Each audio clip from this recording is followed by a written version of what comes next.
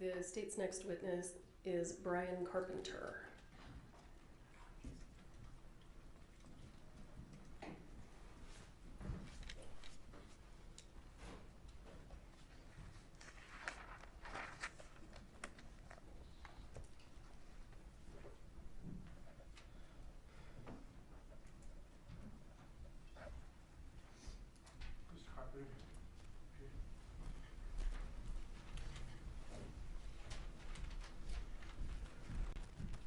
Judge, raise your right hand. Do you swear affirm under penalty of law that the testimony you'll give in this case will be the truth, the whole truth, and nothing but the truth? I do. Okay, go ahead, talk into the microphone and have a seat.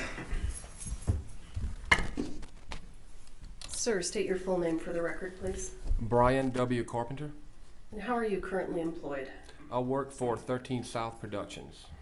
And is that a company that you own? It is. And what kind of a company is that? It's a production company.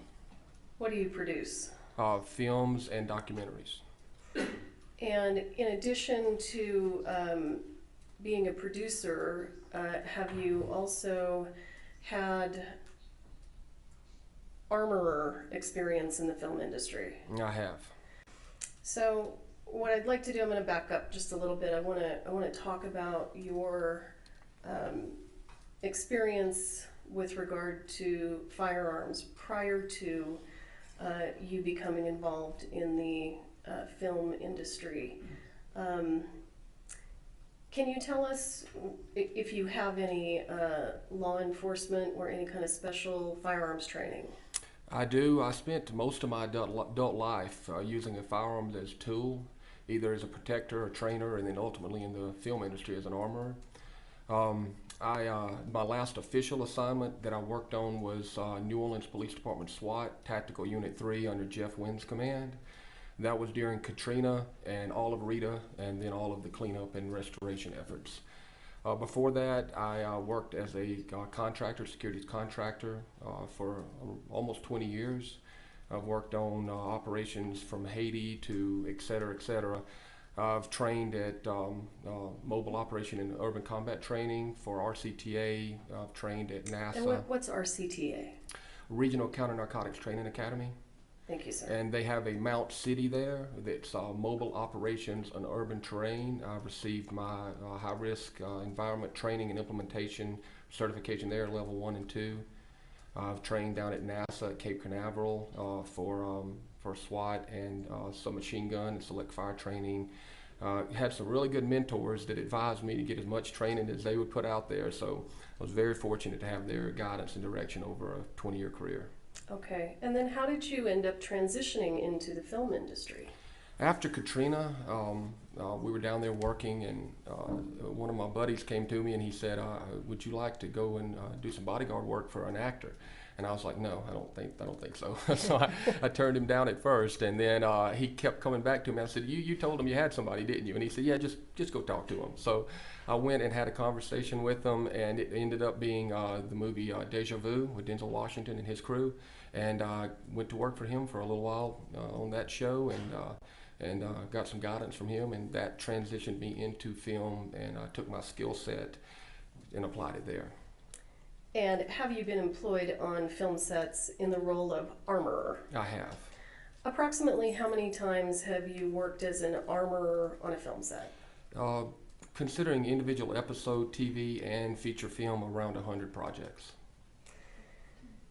And have you been hired in some capacity by the Office of the Special Prosecutor? Yes, I was contacted, it seems now maybe a couple years ago, to come on as a expert witness and try to help sort out some of the intricacies of film and armor services. Okay. I would tender Mr. Carpenter as an expert in firearms safety on film sets. No objection, Your Honor. Expert in firearm safety on film sets. Yes, Your Honor. Mr. Carpenter, in the time that you have worked on this case, have you reviewed documents and videos? I have. And can you give the jurors an idea of the types of things that you've reviewed in order to be able to render opinions? It's been a while now, and I've looked at quite a great deal of paper, video. I've watched police interviews. I've watched videos from the set of Rust that were taken. I've reviewed documents from the district attorney's office in the form of transcripts. I've reviewed firearms. I've been able to actually go and look at the evidence. I've also looked at the rounds that were used on set, including the dummy rounds, etc., and a plethora of other things. It's categorized. It's I would say thousands of pages of documents. Okay. And I'd like to begin by just having you explain to the jury generally what the role of an armorer on a movie set is, what their responsibilities are. First and foremost, an armorer's responsibility is the safety of the cast and crew, paramount above all else. Secondly, from that, it is to creatively give the director and the film the look and the feel that they want. In other words, if it's a military operations show, then you will need to help them sort what a military operations personnel would have, or if it's an intelligence officer, or if it's a police officer or SWAT team member, etc. Then you help the props department find that equipment, source that equipment, and safely implement it on the set on a creative level. In terms of the hands-on job of an armorer on set, what does the armorer do? Hands-on, they handle the weapons, as one might expect. So you get these weapons in from a verified, safe source. You collect the weapons on the set or wherever the delivery point is. You check those weapons, and then you secure those weapons until they're implemented on the scene, and then re-secure them afterwards in chain of custody type. And in terms of ammunition that is typically used on movie sets, we've heard a fair amount of testimony before you took the stand. We understand that frequently dummies and blank ammunition is used. Is that correct? That is correct. What is the armorer's responsibility with regard to that ammunition and quality control of that ammunition? Well, again, we get back to the first thing is making sure it's sourced from a legitimate and vetted place. I source most of mine from ISS, Independent Studio Services, out of California. They have a excellent safety standard there. They have an entire gun department where they check these weapons in, check them out. All of these items are checked extensively. I used to have an instructor said to me that complacency kills, and you can't be safe enough. You cannot check things enough. So having multiple layers of safety is important. So I say that to say this: getting it from that location, you already have a sense that they're going to be what they should be, and they're going to be in the condition they should be in. However, falling back to that last statement, when we receive these items in, or an armorer receives those items in, it's important to also double verify that. So the first thing that would be done would be a safety check and an audit of all items that came in, including and especially any dummy rounds or blanks. So it's the armorer's responsibility to take those rounds from the supplier That's right. and double check them. That's correct. Now, in terms of the amount of discretion that the armorer generally has on set, can the armorer stop filming because of safety issues? Absolutely. You would hope that you don't get to that point because there's very few people that can call cut or just stop a movie in its tracks. There's 3 departments on a movie set that can cause the loss of life if not done properly. That's special effects, stunts, and armor services. Those 3 things are very important that safety be upheld to the highest level. And yes, if you find or see or find yourself in a position where something extremely unsafe is happening, you can call cut and stop the production.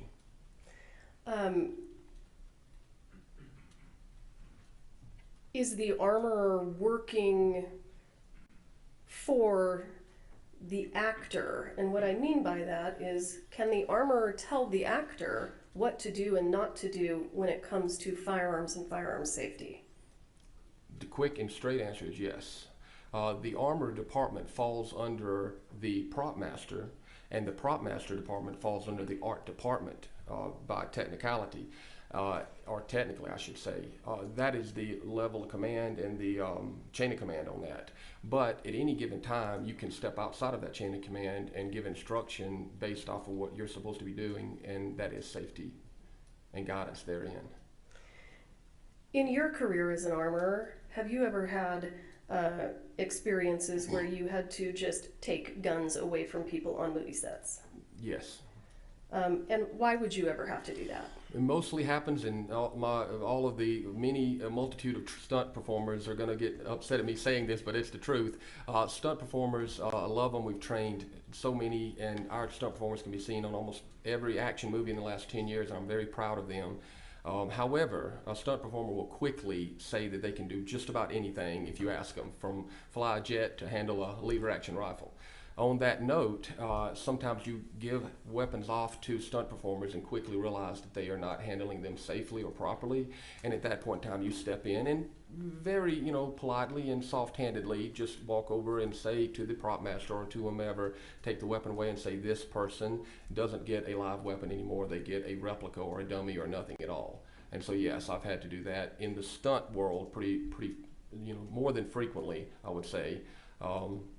For an actor, I've never had to take a weapon away. I've worked with actors who were not allowed to handle a weapon due to safety issues previously, but I've never had to personally take one away from an actor. I've corrected actors, but never had to take one away. And in terms of correcting actors, what are the things that an armorer does on a movie set to correct an actor? Again, I believe in the soft-handed approach, which is the best. Observe until it's time to step in, and at that point of observation, step in and offer suggestions. And if those suggestions are not followed, then you get more serious and say, this isn't a suggestion any longer. This is a direct action. We need to do it this way.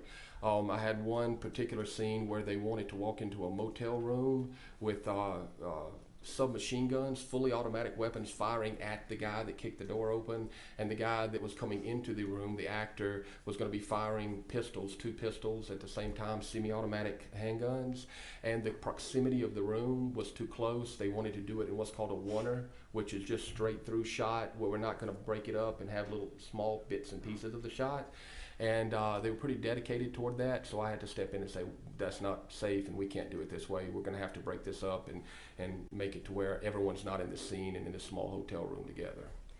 And sometimes what you just described can actually affect the filming of the movie. It can. Okay.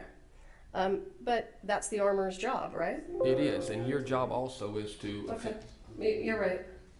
Your job is also to affect it in a way that, again, is soft-handed. You give the creative side of the team what they want in the look while giving them options of safety until it becomes, and hope it never becomes, a moment where you have to say, there just cannot be done this way at all. And generally they listen. I want you to walk the jury through the steps that an armorer takes on a movie set when they are preparing to provide an actor with a weapon for a scene. Okay. So you want me to get into the weeds enough to all the way from shipping to preparation, or just on the day of? Just on the day of. On the day of, you will have had time to prepare whatever item. And let's just say in this particular instance, it's a very simple scene. There's a revolver that the detective is using to chase a bad guy, right? You know what you're going to need for that day. Let's say he shoots 2 rounds at the bad guy, okay? And they want the revolver loaded with dummies. And the dummy rounds, as I think have been explained, are a specific entity unto themselves. You'll have your dummy rounds sequestered aside from your blank rounds that will be fired that day. It will already be safety meetings and discussions had with the props department, etc. So you know what you're doing, exactly what you're doing. It's on the call sheet, etc., etc. You take your firearm and you have it in, let's just say, a locked box or whatever you're carrying it to the set with. And when it's time for that scene to be shot, you go out to the scene, and at that point in time, you open up the box. And right when they're prepping, and you kind of get a feeling of this, when they're prepping, when they're bringing camera out and they're setting it up, and they call the actors out to the set, it's time to start clearing that weapon. You take that weapon out, You clear that weapon with at least 2 representatives on set. Anybody that wants to see it gets it cleared with them if they request, but generally it's going to be your first AD and possibly the DP as well, on the director of photography, which is doing the camera. Who's the first AD in this case? And in Rust would be Dave Halls. And who is the director of photography? Would be Halyna Hutchins. Okay, please continue, sir.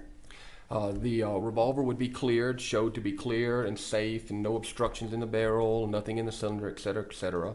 You would talk about the type of rounds that you're firing. Let's say they're shooting half flash, which is not full flash blank, it's a half of a blank, right?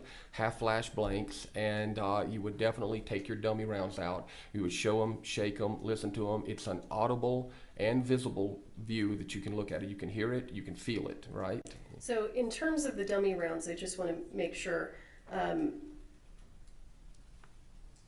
are you testifying that you show the individual dummy rounds to the AD and whoever else wants to see? Absolutely. And the actor? Absolutely. Okay. Yeah, the actor may or may not be on set yet, but when they get there, this is done again. So with the actor. And sometimes you'll have an actor that says, nah, I don't want to see it, or they'll just, brush it off. But as long as you've done your safety check with at least 2 other sources and moved through that process, then you've done what you should have done, along with your own checks.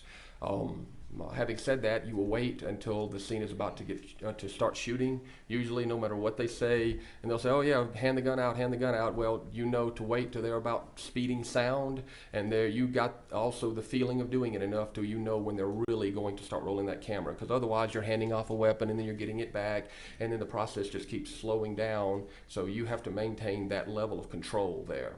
At the last moment, you hand off the weapon to the actor, the scene is shot, and as long as nothing changes, meaning no one leaves or nothing changes on that set, you can stand there with that weapon, observing the scene until it's time to collect it back up, and you always want to be Johnny on the spot.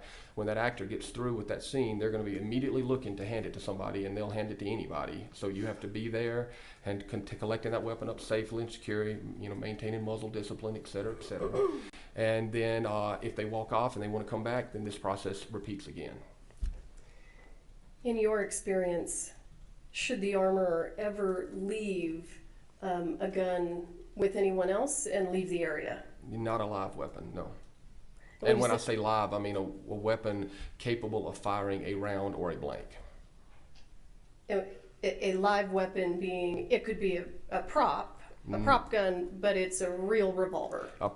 Props or replicas are different than a live gun.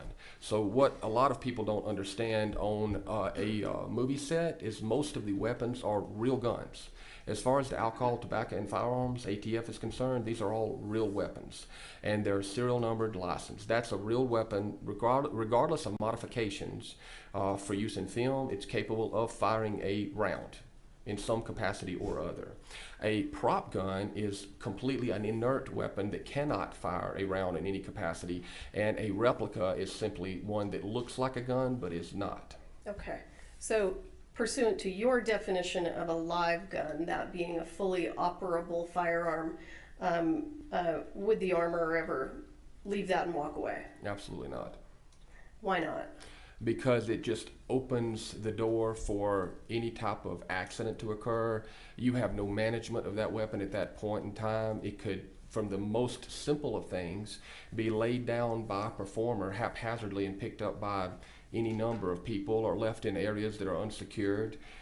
You can't manage what's happening to the weapon. If someone drops it, damages it, now it's going to malfunction. If somebody sticks the muzzle of it down into the dirt and fills it with dirt, and then you fire a blank round, many things on a very, I guess would be on a low scale of danger, and then you work up to more dangerous things like someone having blank rounds left in their pocket and loading it, or pointing it at another person, breaching the force safety rules, etc., or having it stolen. In your experience, how does the armorer generally carry the ammunition when on set for the moment that they're going to load it with dummies or blanks and hand it to the actor? Now you get into a lot of different types of movies that you're going to work on. If you're working on a modern movie with machine guns, et cetera, and you're shooting thousands of rounds a day, then you may load your blanks into the magazines, checking them all previously. Then I tape the magazines over the top with a particular kind of tape, and I mark on that how many rounds, what type of rounds, et cetera, and we check all of those things.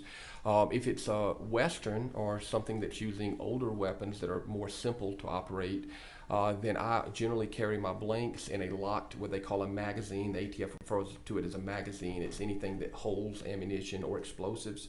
So I will have my blanks in a magazine, and I will have my dummies separately in a, generally I use a locked Pelican box, which is, Pelican boxes are atmospherically conditioned boxes that lock in the front, and they're made up of heavy, durable plastic.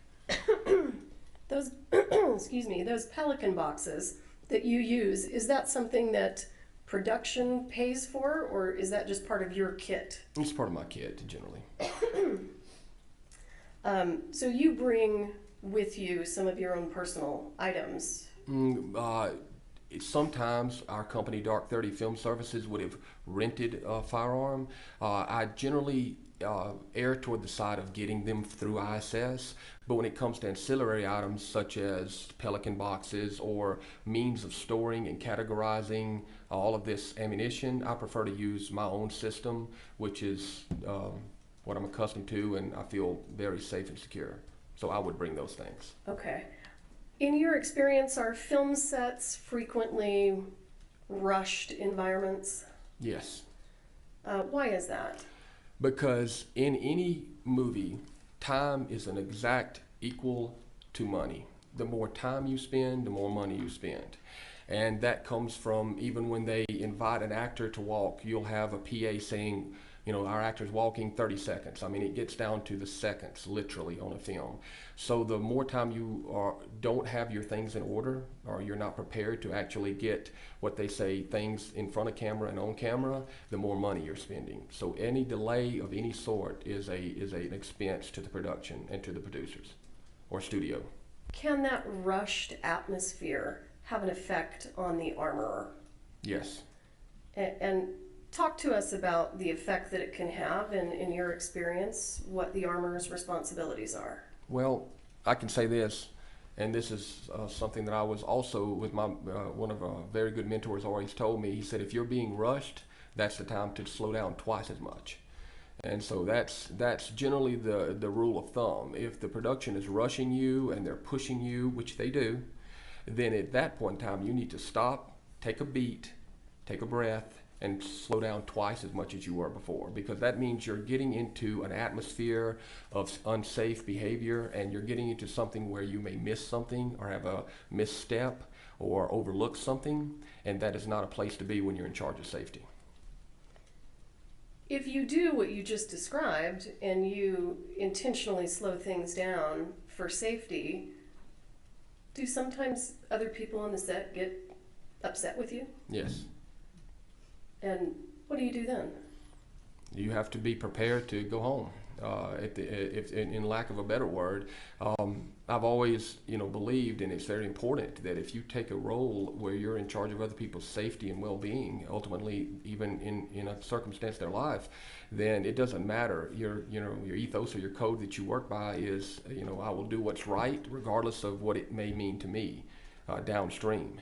And having said that, there's been more than one time that I've thought, well, I might as well go pack my things up and get ready to leave this movie set, because I'm definitely not going to, to rush things. Okay. It didn't happen, but it could have. In your experience, do armorers carry dummies or blanks loose in their pockets or a fanny pack? Different armorers could carry things, I guess, any way they chose that they felt like it was secured. So, yeah, I'm sure they do. I don't. Why not? Because I don't feel dummy rounds are specifically spooky, for lack of a better word, also when you're using them on a movie set, because they're meant to recreate the look and feel of a real round, right? Or I should say the look without the BBs inside, which the audience would never know. So having said that, it's just a good idea to have those things in an area where you're in 100% control of them. So loose inside of bags or inside of pockets just doesn't equate to that, as far as I'm concerned. But other people may be able to manage it. In your opinion, should an armorer leave a gun with an assistant director and walk away? No. Why not? Because that goes right back to the fundamental rules of gun safety. If you're not in control of of viewing this weapon and knowing where it is and who's handling it and what they're doing with it, then you've lost control completely. So you need to be observing these things, these weapons at all times. And are you familiar with accidental discharges? There's two types of discharges that are in the firearms world, training world, etc. You have NDs and ADs. ADs are accidental discharges. Now, an accidental discharge happens very infrequently because that means there was a malfunction of the weapon or something that created a true accident. Almost all discharges that occur are negligent discharges or NDs, which means it's operator error. So an ND would be the correct verbiage there. And are you aware, based on the review of the documents and the materials in this case, are you aware that there were, I think what you're referring to as negligent discharges? Yes. Okay. And are you also aware that with regard to those negligent discharges, Ms. Gutierrez was not in control of those weapons at the moment? It is my understanding, yes. Okay. So, if there's a negligent discharge on a movie set, ultimately, who's responsible for that? It would be the armorer's responsibility. Now, obviously, that blame also can be split with whoever created the negligent discharge, but if you create an environment for the ND to occur, then the blame is on the armorer and on the person who actually had the negligent discharge. So it's a double-sided coin there. Okay.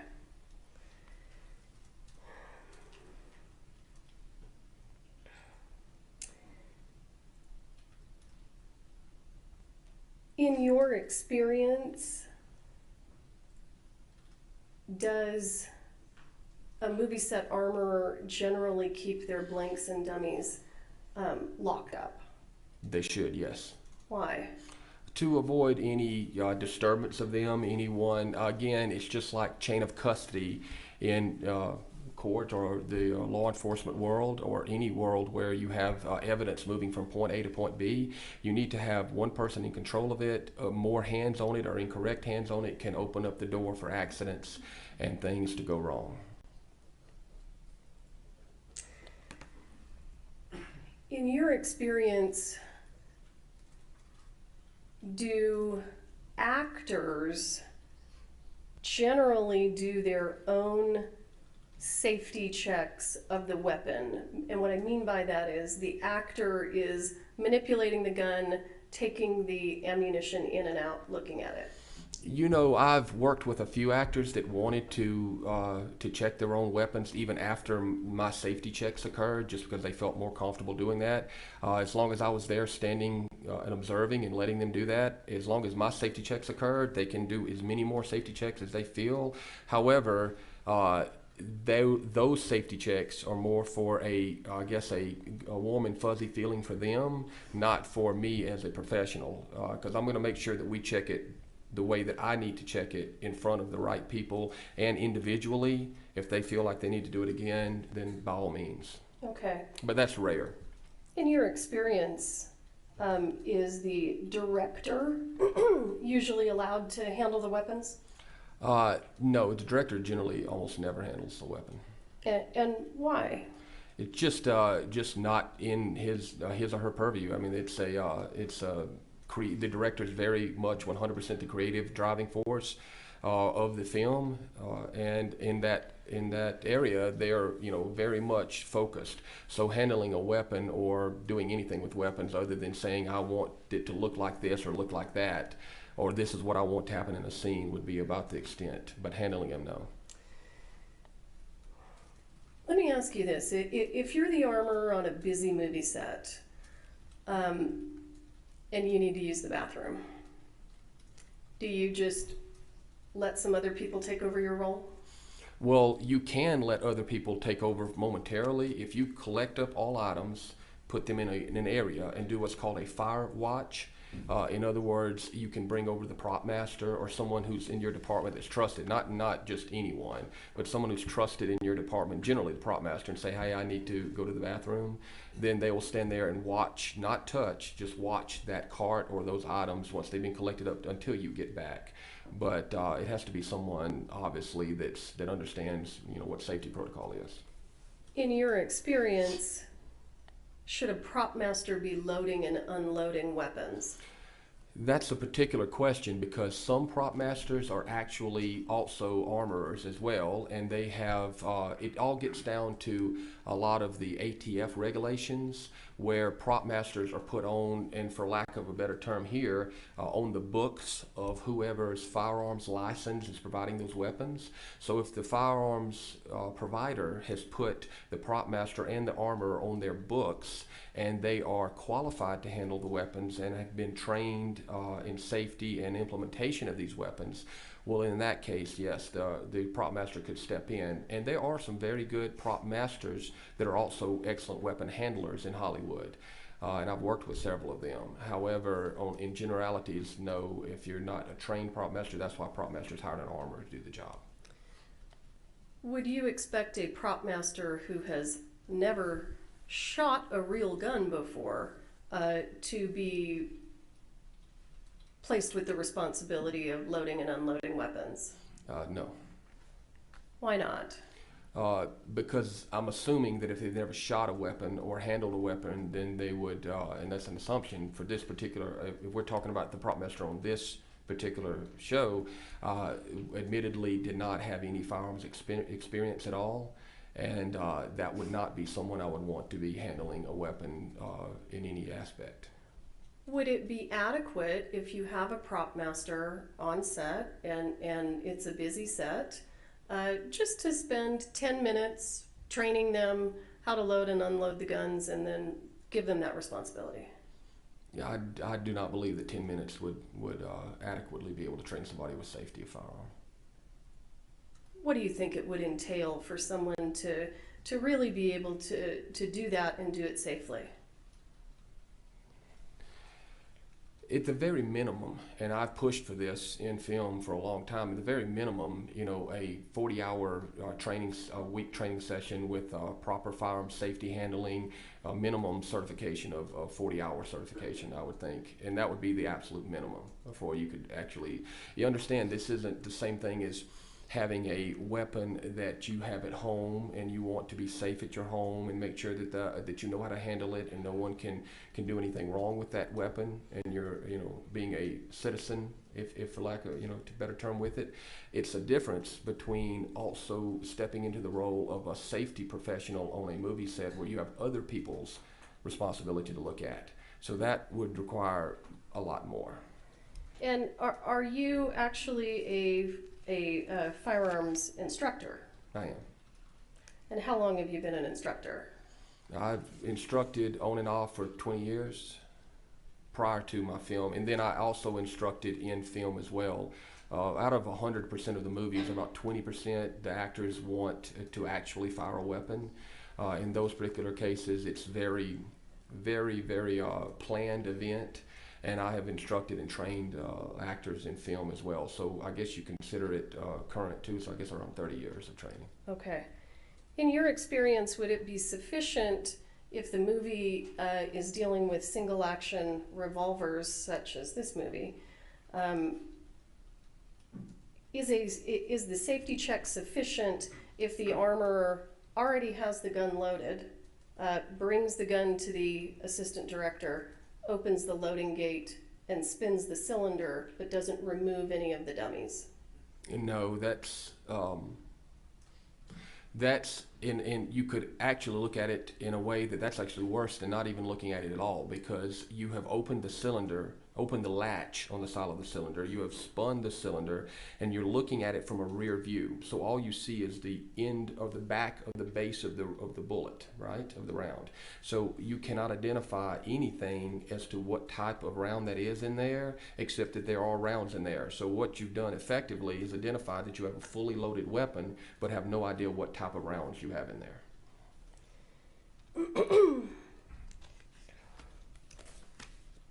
And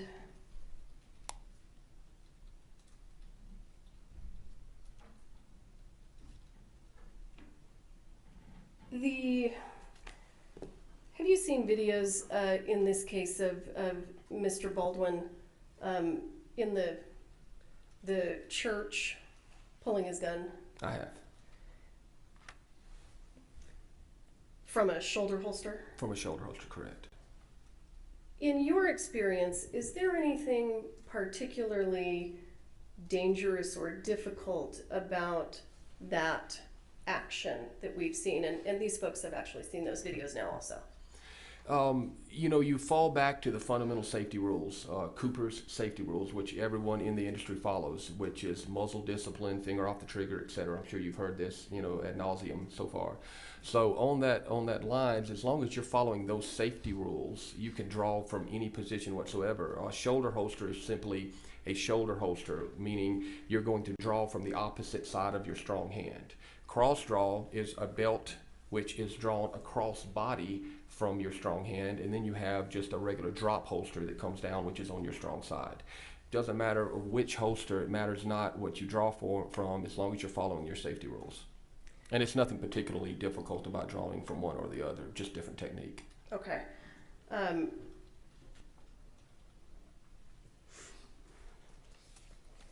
And let me just review my notes real quick.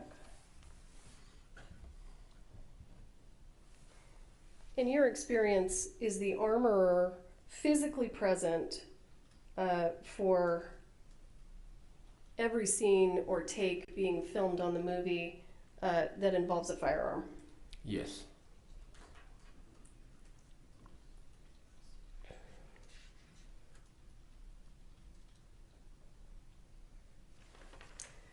I should preface that by saying a live firearm, not a prop or a replica. Understood. And in this particular case, you indicated that you went to the evidence room and you viewed the firearms that are in evidence. Is that right? That's correct. So do you have an idea of which guns on this movie set were fake and which guns were actually real operating firearms? I know of the weapon that Mr. Baldwin was using. I know that he had a replica. I believe it was a Denix replica, and then the real weapon. That was the only two I looked at. Okay, okay. Have you seen videos in this case that were taken by Production Outfitters, which is a company that does behind-the-scenes footage? Yes. I'd like to go ahead and go through some of those with you now. Okay, sure.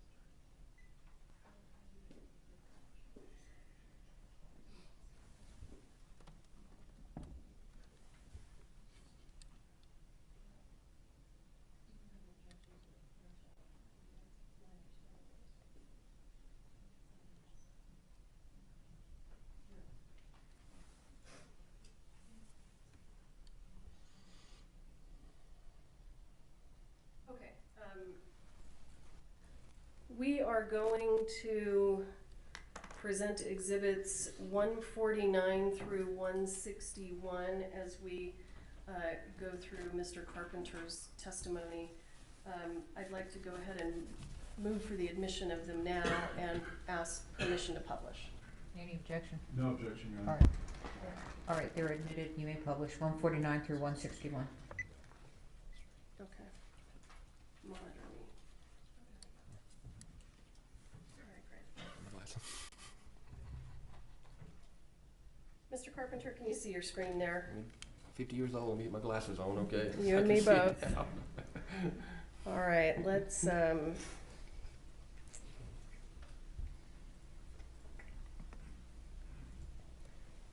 going to play for you State's Exhibit 149. We don't know where the volume is. We'll fine tune it when we get started.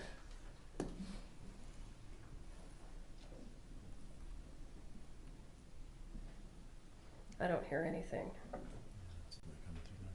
Mm-mm.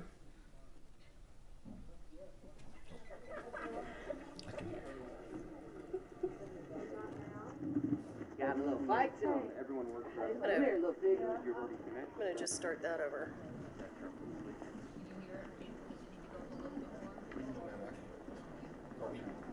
Can you all hear if you want it up a little bit more? Up, a little bit more.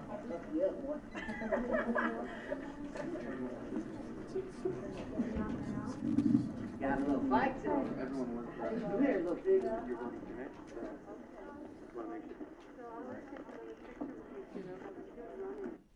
I'm going to stop the video here. Are we okay? Well, they said they'd like it up a little bit more. Okay. The jury. Let's see if we can. Well, we can't do it. George says it's up to the max. It's on the max on this one too. Let me double check what I've got here. Hang on. You could put the microphone closer to. Let's see. Let me see. Let me try this for y'all.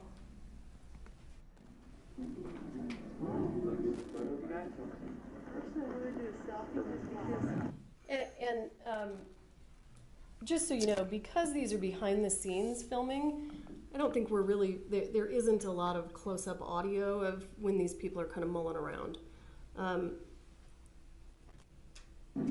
Let's go ahead and start over.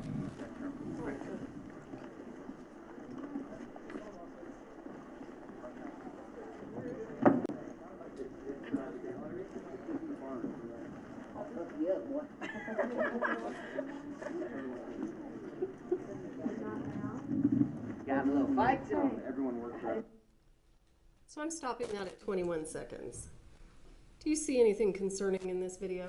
And the number one thing is muzzle discipline. That performer, that stunt performer, I'm assuming that's a stunt performer right there, has got what appears to be live weapons, and he's got zero muzzle discipline. He's holding the shotgun, and if you back it up to the beginning, he points it almost directly at, I believe it's Joel Souza, right at the front, or I'm not sure who that is, but he's handling that weapon. That weapon should be turned down at the ground, muzzle pointed down when he's carrying it, and his pistol should be holstered and never brought out, which he doesn't, but he carries the shotgun muzzle up. You can back it up a little bit more. Right. Come on back a little bit. Right about all in here. I guess that's the young child actor right there. So these are just examples of muzzle discipline. You never let the muzzle of the weapon cover anything you're not willing to harm. That's rule number 3 of firearms handling. How is Ms. Gutierrez supposed to be responsible for what this actor is doing with this gun? Well, from what I can see on the from the camera angles is I don't know if she's present here, and it appears that they have live weapons out without her presence. If she were present, I would ask that she. Well, I would think that she would tell that performer that you need to put that weapon pointed down at the ground. If she's standing there with him, just correct his behavior with the weapon a bit. So it's her responsibility to correct his unsafe handling of that gun. Your Honor, I object to leading again. She's repeating his testimony, overruled. Yes, what you would want to do is, and this is an example of a stunt performer that that I would have replaced if he could not handle the weapon properly and safely after instruction. He would have not had a live weapon. Okay. Well, we'll go ahead and let me see if let me just kind of run through it real quick and see. And it's even also more important when you've got a child actor on set or any children on set. It's very important that you, even though you wouldn't say that there are layers of safety, but as a matter of principle and just professionalism, if you've got a child on set, it becomes an exponentially more important to make sure that safety is performed. Okay, And it's also industry standard as well with firearms. I've just fast forwarded the video up to 53 seconds. And I'm not particularly interested in that young man.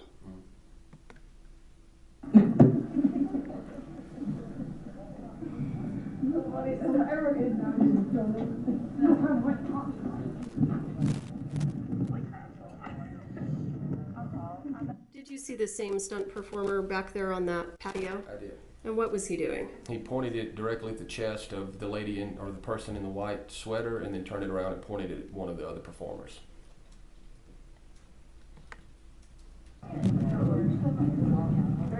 Hey, look.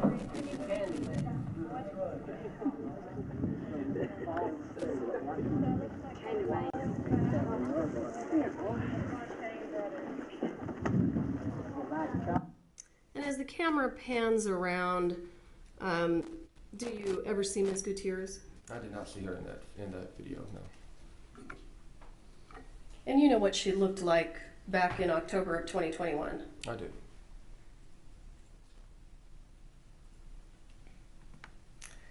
Let's move to State's Exhibit 150. Excuse me. Yes, ma'am. Thank you. You could be it down here. Yeah, I would say going with him here and join him behind him. And then the brothers come out. Okay. Fleet first comes out and just as he's coming, just snatch him up. Grab him. Put your hand. I want you to throw your hand over his mouth. You don't want him to scream. Yep. Right. So we can go wider than the 75. Yeah. Yeah. What's your concerns, if any, about what we're seeing here? The same behavior by that same stunt performer is the gentleman in the hood walked by him. He had the muzzle pointed directly to his back. And keep in mind, and this is very important, that knowing what we know now, and the reason we're here in court is that there were live rounds on the set of Rust. So you maintain one of the first safety rules is treat all weapons as they are always loaded. And that's to mitigate any problem that might happen downstream. So you have to assume that there may have been live rounds in any of these firearms that we're watching in these videos. There were live rounds there, so imagine the concern that you would have knowing that at any point in time any of these handguns or long guns could have a live round in it. So then it makes it a lot more concerning when that double-barrel shotgun's pointed to that man's back. Okay. We can holler to y'all come with us. And then He gets shot, right? And then what do I do? They come out and grab me? You're coming out around him.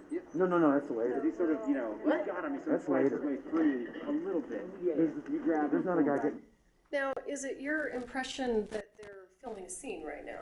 They're prepping to film. They're talking about creative decisions of how they want to speak, talk, stand, the action. But they're not actually filming a take. No. Should these actors and stuntmen already have the guns in their possession if they're not filming? No. Oh, well, that's the same spot. What's that later? This is the spot, yeah. He does get shot. Somebody just running past and Yeah, and they come around the corner. then, just like that. I'm going to fast forward a little bit. You had a poop up there. He holding the. That's it. So we can just see if On their back there's from. anything else that I want you to comment about on 150.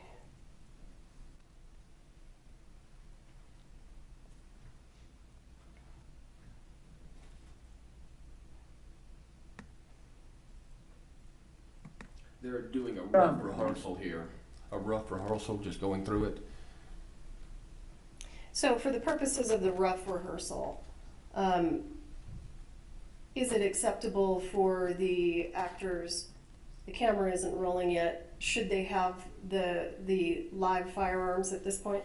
If the armor is present and the weapons have been properly cleared, yes, they could have the firearms at this point.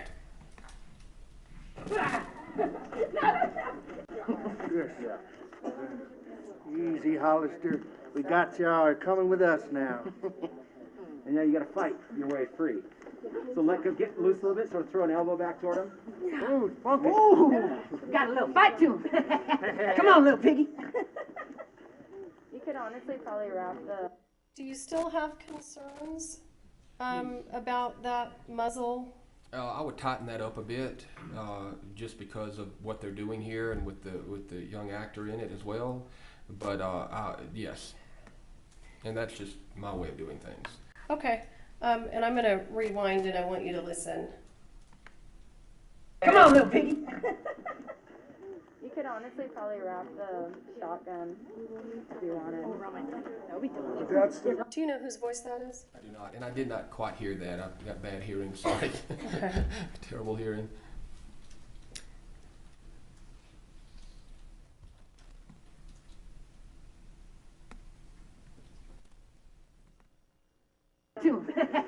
Come on, little piggy. You could honestly probably wrap the shotgun if you wanted.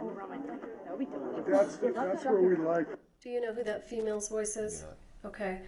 For the purposes of my next question, let's assume that that is the voice of Hannah Gutierrez. Okay, and what did she say?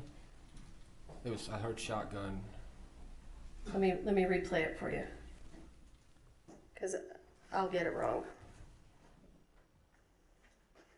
Got a little fight to him. Come on, little piggy. You could honestly probably wrap the shotgun if you wanted. That's where we like them.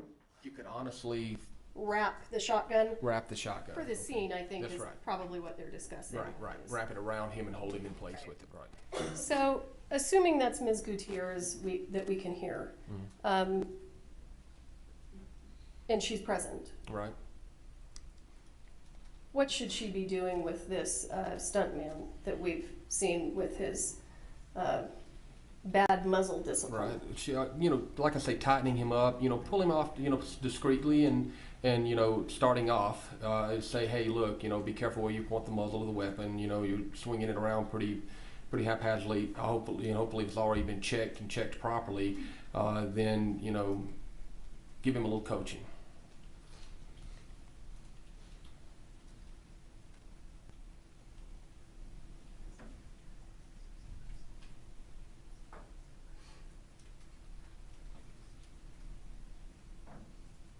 I'm just fast forwarding to see if there's any other places I want to stop.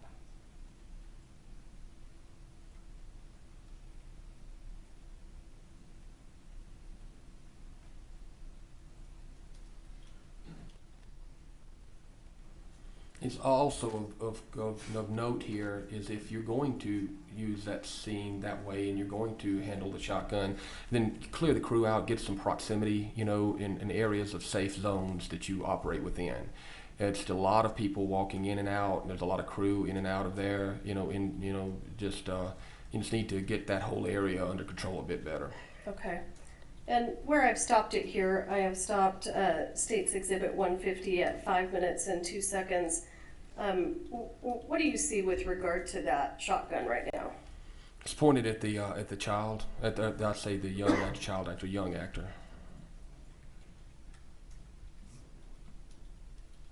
And it's not, understand that if you're seeing, there are scenes in movies that require, weapons to be pointed in certain directions, but you take safeguards and measures prior to that. Just standing in the middle of a rough rehearsal and doing this thing is one level above him walking around with it in between takes. Okay. And should the actors or stuntmen walk around with their live firearms in between takes? No. Why not? Again, it opens the door to any unsafe act that might occur, from loss of the weapon, like we talked about, to leaving it somewhere. I've seen all of these things occur on a movie set, to lack of control. And at the end of the day, control is how you manage safety. Okay. Okay. All right, sound, can we wire bone and cleat, please? For sound? Are you gonna aim like that? Yeah. A little higher, because I would have gone. And right there, were we in between takes? Mm-hmm. Yes. And again, do you see anything problematic? Same stunt performer. I would have taken that weapon away from him well before all of that. Okay. Or instructed him, and if he couldn't follow instruction, I would have taken it away from him. Okay. State's Exhibit 151. I don't even have to curtain. That was a 0. Do you see Ms. Gutierrez there? I do. And you've seen this video before, right? I have.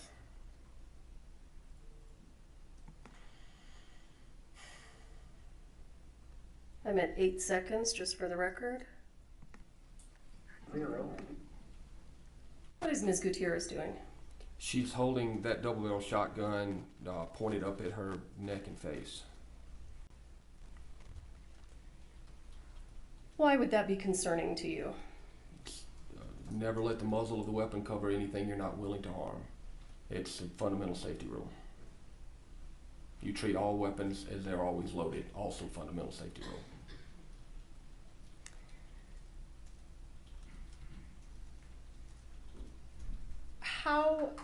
How would you expect proper gun safety on a movie set if the armorer is not following basic gun safety? That's a very good question. It would be hard to implement.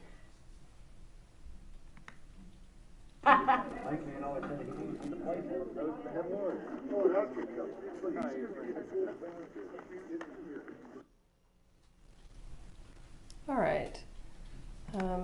State's Exhibit 152.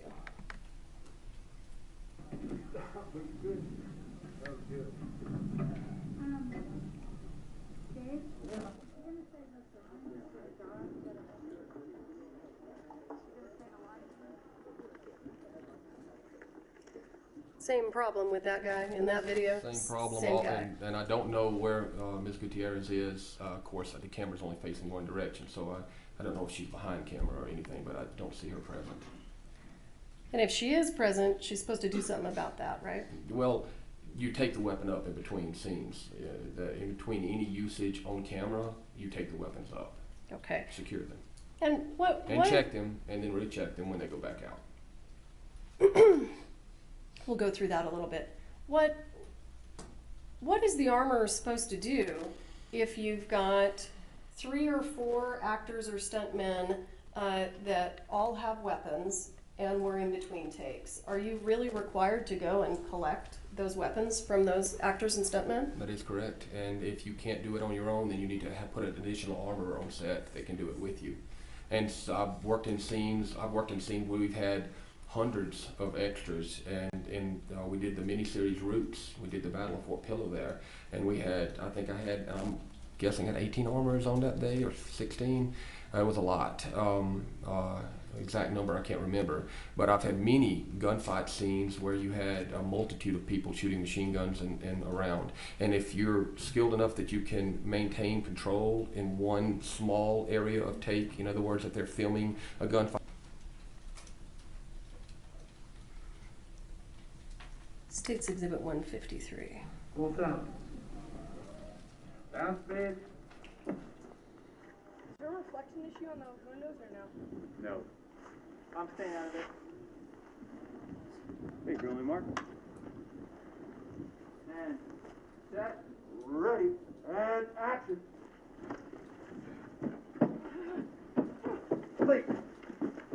Whoa. Easy, Hollister. You're coming with us now. Please. Come on. Oh. You're out too good. We'll see. yourself down a little bit. Take a deep breath. Yeah. Okay. Wardrobe, we need to find a way I still think you need to be coming out a little sooner, if possible. Yeah?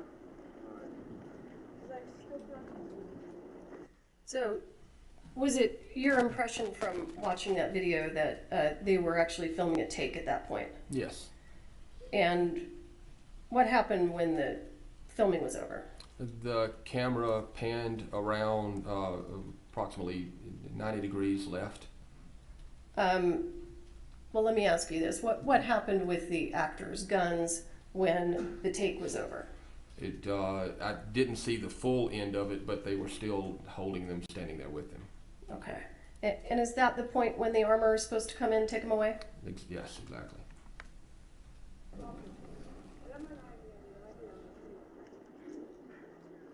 And if you're filming the scene, they can be secured right there. You can have your cart that you work off of. You're doing this scene. This is the scene with the firearms in it. You can assume, unless they're using a B unit, which is a secondary filming unit, you're only filming one scene at one time. So whatever that scene is that you're filming, you can be right there present to it, and then the camera goes to the next scene. So it's not as if there were 4 or 5 scenes filming simultaneously. Okay.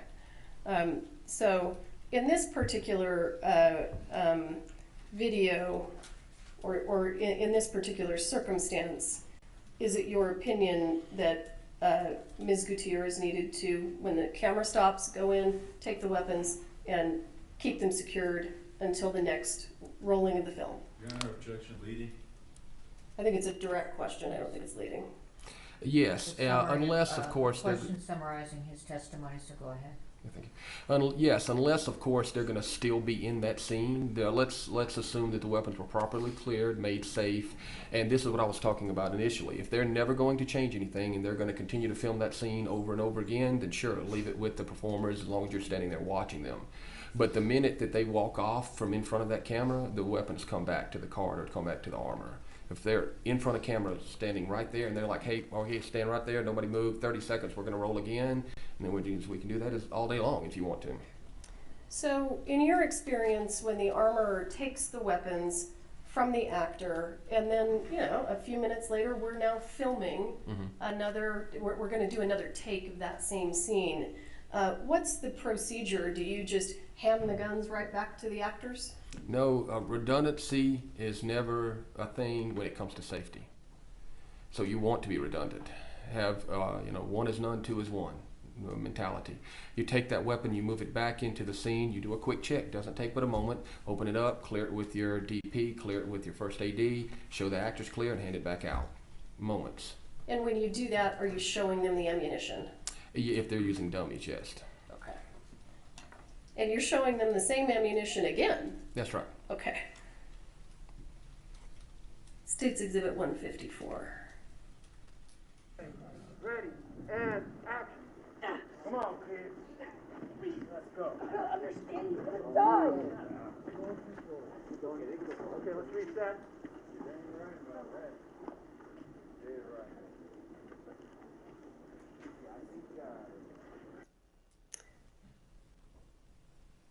Do you have any concerns about that?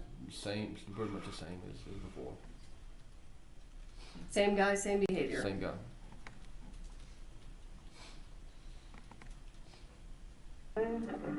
State's Exhibit 155. Sounds like a Saturday night.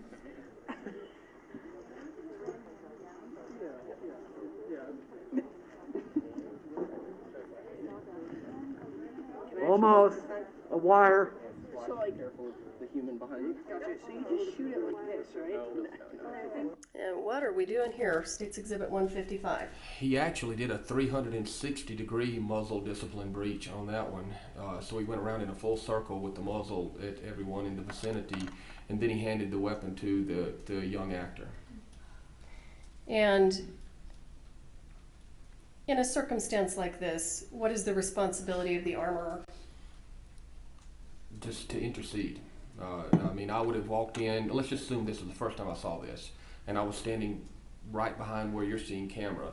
I would have saw him with the muzzle. I just said, hey, Bill, or whatever his name is. I just say, hey, Bill, listen, make sure you keep that thing slung down while I'm sitting here watching you if we're about to, do this scene. Now, if we're not about to do the scene, he doesn't even have the weapon at all, so it's a moot point. But let's assume that we're just about to film this, and I've given it and done the safety checks. And if I had seen him handing a weapon off to anyone, much less a young, underage person, that would have been the end of that. He would not have been handling a weapon anymore. In my, if anything to do with me personally. Let's say hypothetically you do that. You say, that's it. You don't get to handle weapons anymore. And let's say somebody from production comes to you and says, look, that guy needs to handle that weapon. What do you do? And this exact thing has happened before. And I've been in that exact predicament before. And, or I shouldn't say predicament, I should say situation. Because it's only that if you allow it to be. I told them, I said, he's unsafe with the weapon handling, and I've instructed him, he is not listening, and I'm not going to have it on the set, and I don't want it, and you sure don't want it. So if he needs something, we can give him a replica, we can change it up. He doesn't need to use, we can go get a replica, this, that, or the other that he can use. We're not firing in this scene, so it should be fine. Or maybe we just hand him off a replica handgun, and he doesn't even use a long gun in the scene. We use a stick or a staff or whatever. There are ways around this, and at the end of the day, it's always been a suggestion placed correctly and professionally is generally listened to. Okay, I'm gonna go ahead and just finish that. All right, here we go. Good. Hold it hard, right.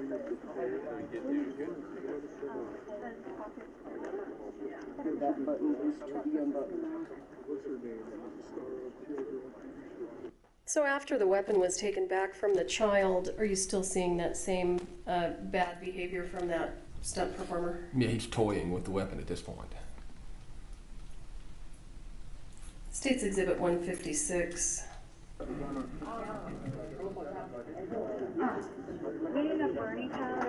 y'all, go ahead, put it in and put it on 24. Then I go 3, 2, 1. There you go. Alright, Candy, I'm going hot. Yeah, do it.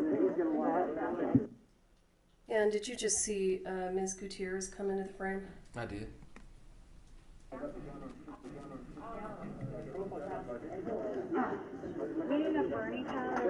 y'all, go ahead, put it in and put it on 24. Then I go 3,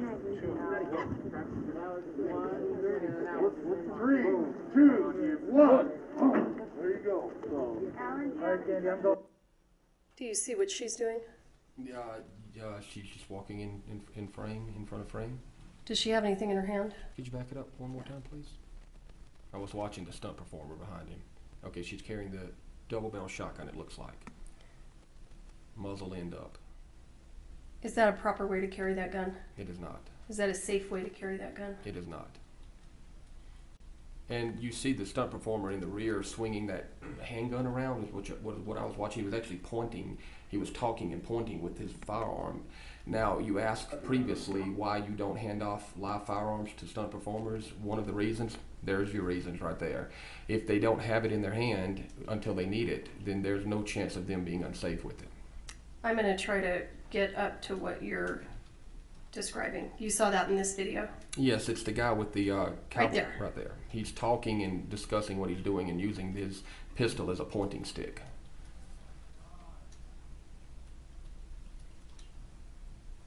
Again, we have to assume all weapons are always loaded, and in this case, may well have been.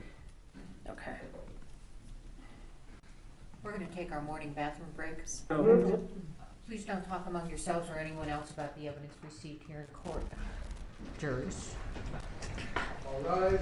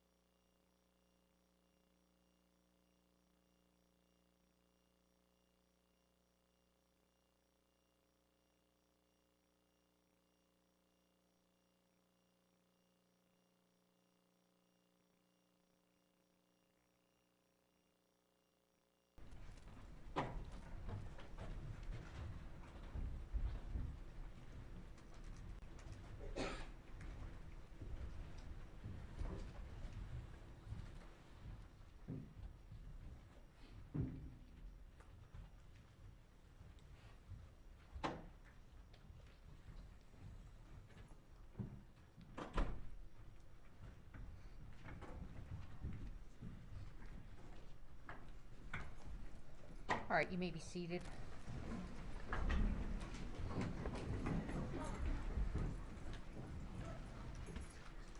All right, Mr. Carpenter, let's continue with State's Exhibit 157.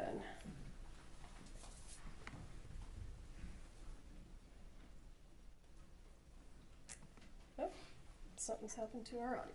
Let me see.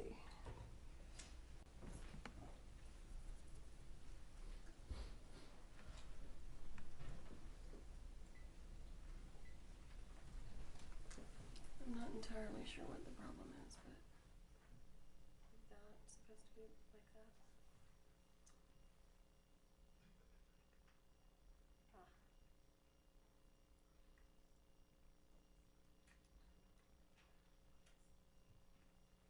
As soon as you guys are 3 minutes away, I'll do my final wire and we'll go hot. Here, I'm gonna just back it up so we can. 157. What do you need to do, Thomas? As soon as you guys are 3 minutes away, I'll do my final wire and we'll go hot. Okay. Get hot? You need to do anything? No, I'm not hot yet. Okay, wait.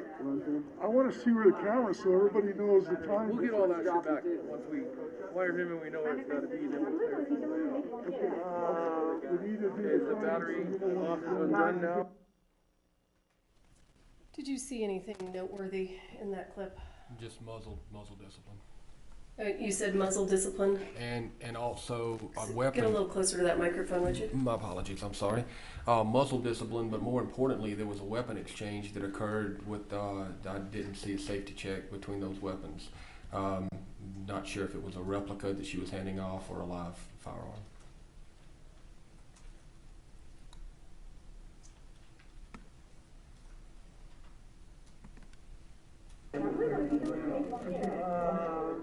Is the battery off and done now? Too much talking around. You had concerns about that? Assuming that it was two live weapons being exchanged, I'm not exactly sure why that would have occurred. Then there should have been a safety check between those two. If he had a replica, then that would have been a good thing that he had a replica previously. But then if she handed him off a live gun, at that point in time, there should have been a safety check.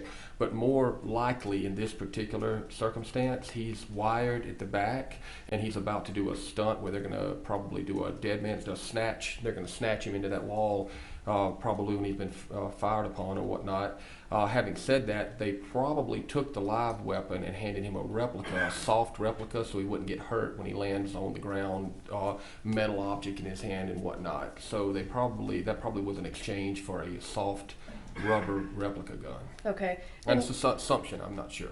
And do you have a comment on Ms. Gutierrez's handling of that shotgun that she's carrying? She's still carrying it by the muzzle end. That looks like a different shotgun actually than the previous one. Okay.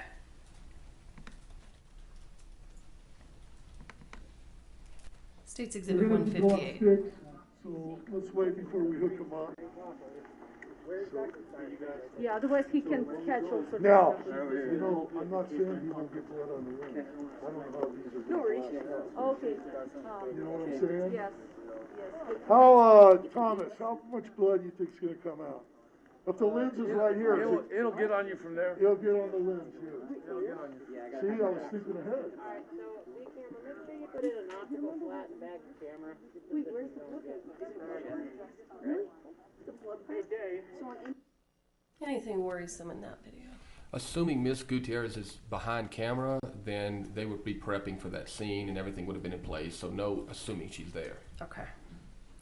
And let me ask you this. In addition to seeing videos from the production outfitters behind the scenes collection, have you also seen some of the actual movie takes that were filmed during the 12 days of filming for Rust? Yes. I'm going to play for you State's Exhibit 59, which is going to be from that collection. There was one additional. Hey, Mark. Stop. Hey. 159. I apologize. There was one additional video in that exhibit. Are we continuing on with the behind the scenes now? No, I was gonna move us to I was gonna move us to the Rest okay. Productions videos. Yeah, okay. Sure. Okay. Well, just a minute, so did you publish 158, I guess is the question. Is that what the question is? Yes, I published 158. Now we're moving on to 159. Okay. And Mr. Carpenter, I think I understand your question. Let's go ahead and move on to these. Copy that. Okay.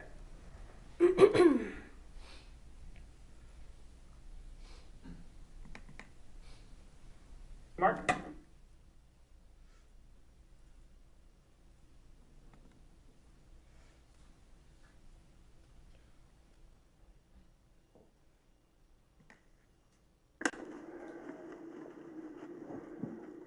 Set.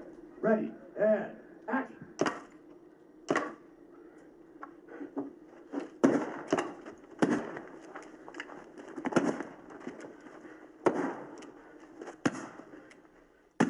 One more. I forgot the recoil stuff. No, right away. Let's reload. Here we go. So, Halyna. Hi. Here we go. Come on. Well, I had to go closer because Danny did, so. You want We should add 2 guns and both were reloading. And hang on just a second. I think at the beginning, for some reason, what I want to show you is out of this frame. Bear with me.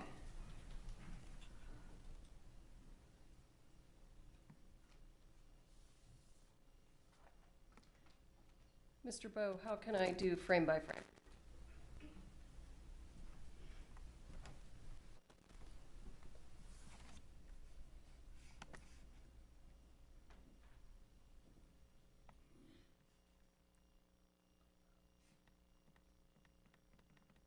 Okay.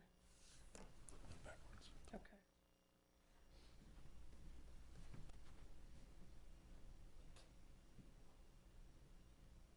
Let me see if I can get to what I wanted to visit with you about. And for the record, I'm just fast forwarding frame by frame.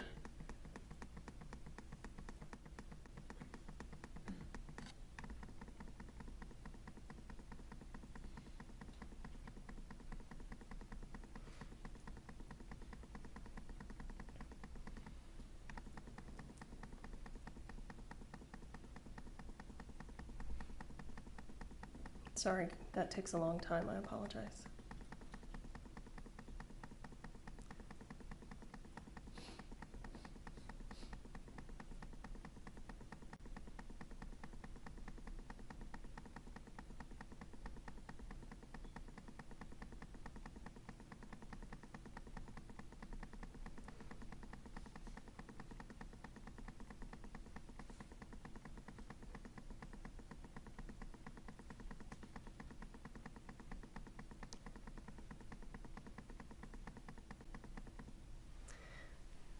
Let me ask you this.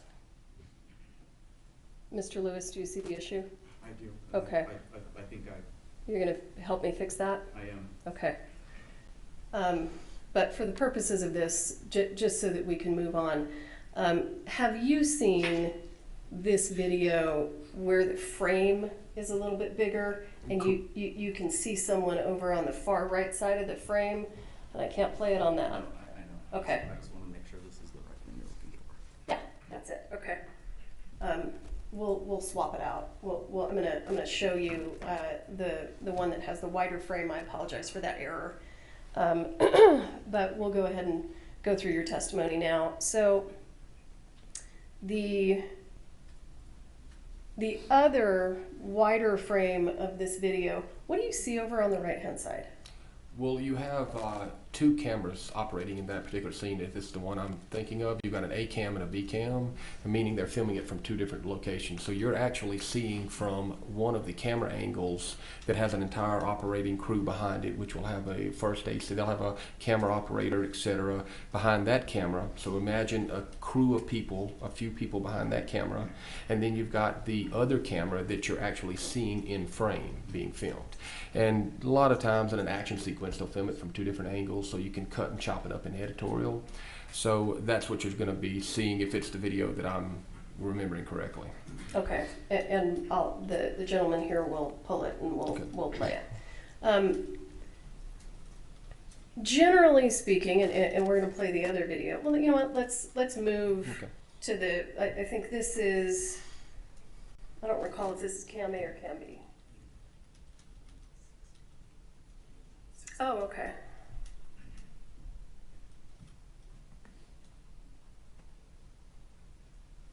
They're keeping me straight here. Let's see. Hey, Mark. There you go, Mark. Set, ready, and action.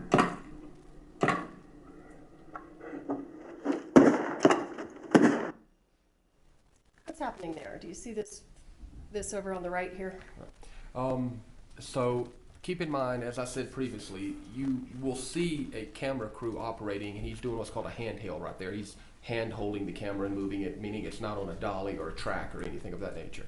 So that camera operator is hand holding that piece of equipment with operators behind him.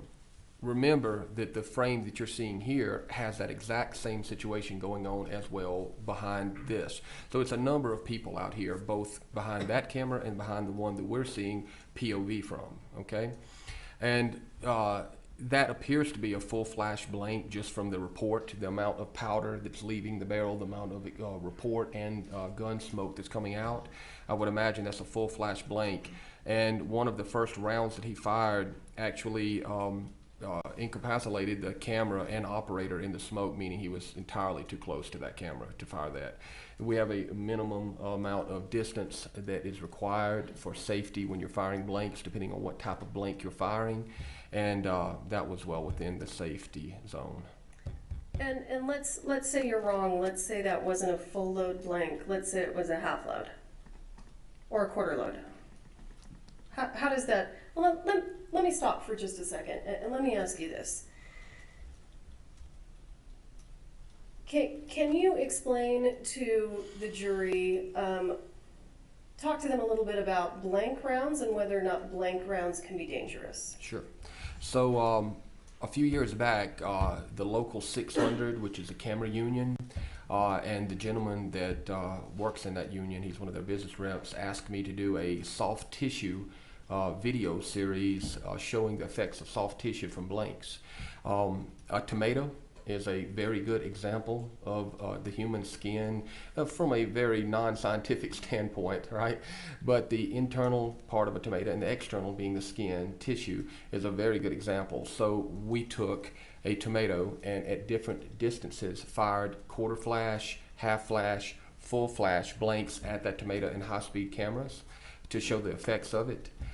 You also get down to blanks that get into 1.8, 1.6, 2.3, but that's really, really small things that just make the firearm operate if it's a semi or fully automatic, and not something that we would be dealing with here. So getting back to your point directly, we did that video series, and a full flash blank from the distance of easily 6 feet to 8 feet can peel the skin off and do damage, trauma to the inside of it. Half flash blank at 4 to 6 feet, so forth and so on. Again, not an exact distance ratio to hear today in court, but well within any distance that's being fired there would have done damage to human tissue if it would hit it. And you can almost assuredly say that was a full flash blank from the distance of the report. You can see the smoke travel from the muzzle, which is the area of the firearm where a projectile technically would come out, from the muzzle end of that weapon to the end of that initial smoke stream, which if you had a high-speed enough camera, you would see fire in there as well. It's gunpowder burning inside of that smoke. You can see that it's all the way to the camera, which is approximately, I would say that's about 8 feet, 7 to 8 feet. Is there any, when a blank is fired, is it possible that something is expelled from the firearm?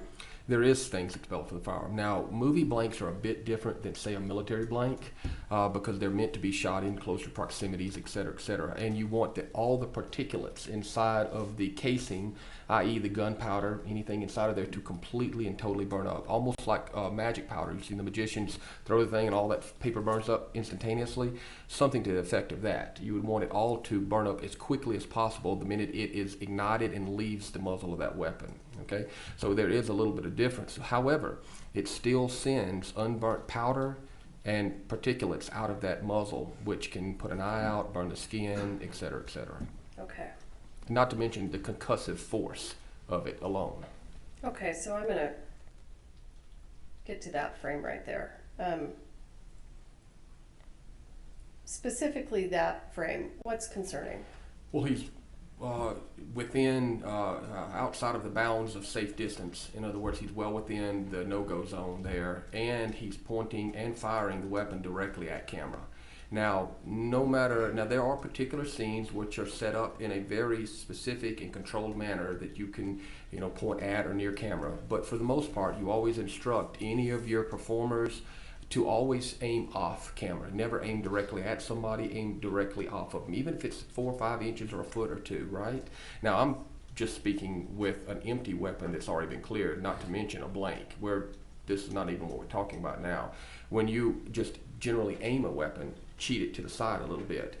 But in this particular case, we're firing the blank. You would want to have 4 feet off camera angle that he should be shooting to the side, and keep in mind, no camera crew behind there as well. That entire right-hand side or right camera of where he's shooting should be completely clear of any personnel, and he should be shooting at least 4 feet off to the right of that camera, and he should be at least 21 feet away. Okay.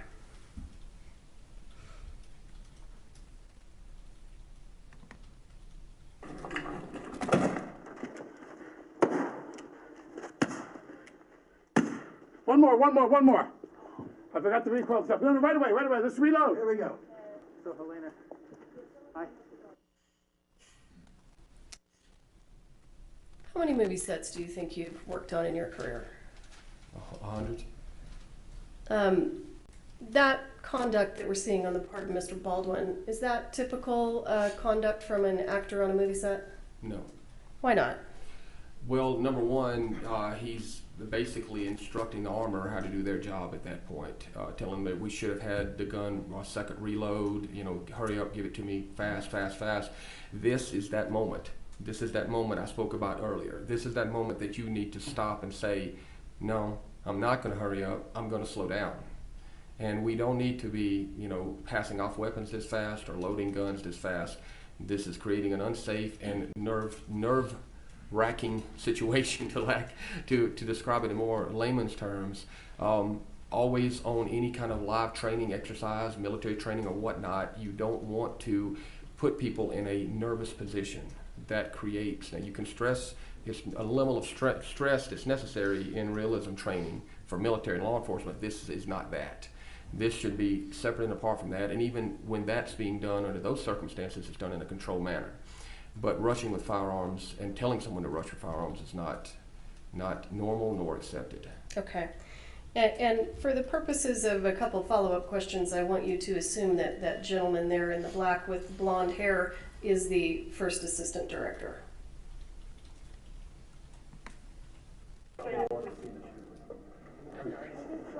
Here we go. Come on. Well, I had to go closer because Danny did, so.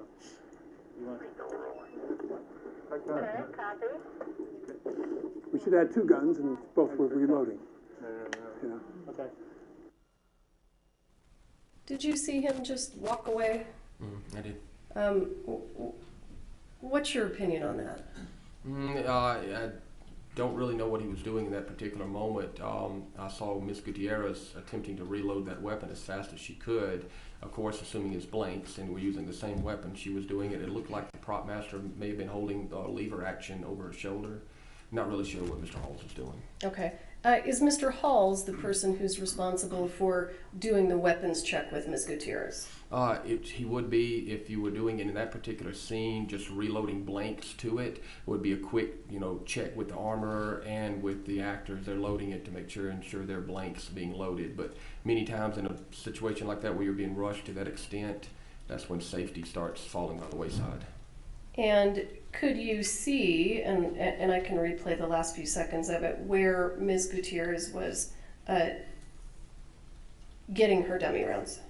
You could replay it. I didn't. Let's see. Let me back up a little more. I forgot to recall stuff. No, right away. Let's reload. Here we go. So, Halyna, hi. Here we go. Come on. Well, I had to go closer because Danny did, so. You want We should have 2 guns and both were reloading. Okay. Can you see in the video where she's getting her rounds from? It looks like she was getting the blank rounds, assuming they're about to fire again from her fanny pack. And would that be advisable? I prefer to operate out of a secured box for my blanks that have been pre-checked prior to. Again, that may be her protocol, operating off. But in my experience, having multiple things in one area together that are not sequestered apart from one another just leans for potential trouble downstream. Okay. I'm going to go back to State's Exhibit 159. So 159 is the other camera angle of 160, where we can see 160 is where we can see the cameraman on the side. Let's do 159 again now that it has a little more context. Set, ready, and action.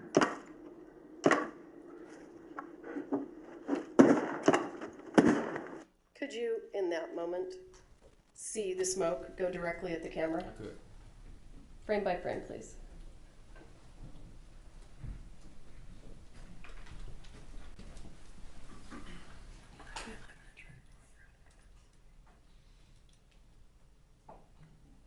That might be more than I can do. Okay.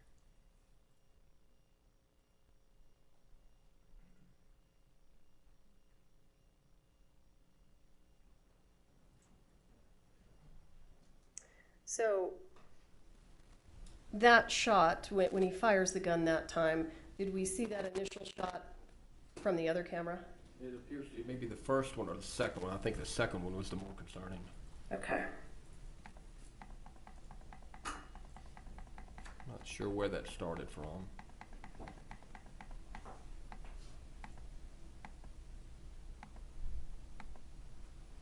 What are we looking at here? Well, the camera lens has got smoke obscuring it. Cameras can be, relatively tricky when you're viewing it from the angle of the camera and after that. But the better angle on that was the first angle from the first one. But again, it's difficult to see. You just see smoke over the lens. Having seen the other video, is it your opinion that the smoke that we are seeing right here is from the gun being fired at the camera? Correct. I mean, the other camera told the story of what occurred there, the more correctly. Okay.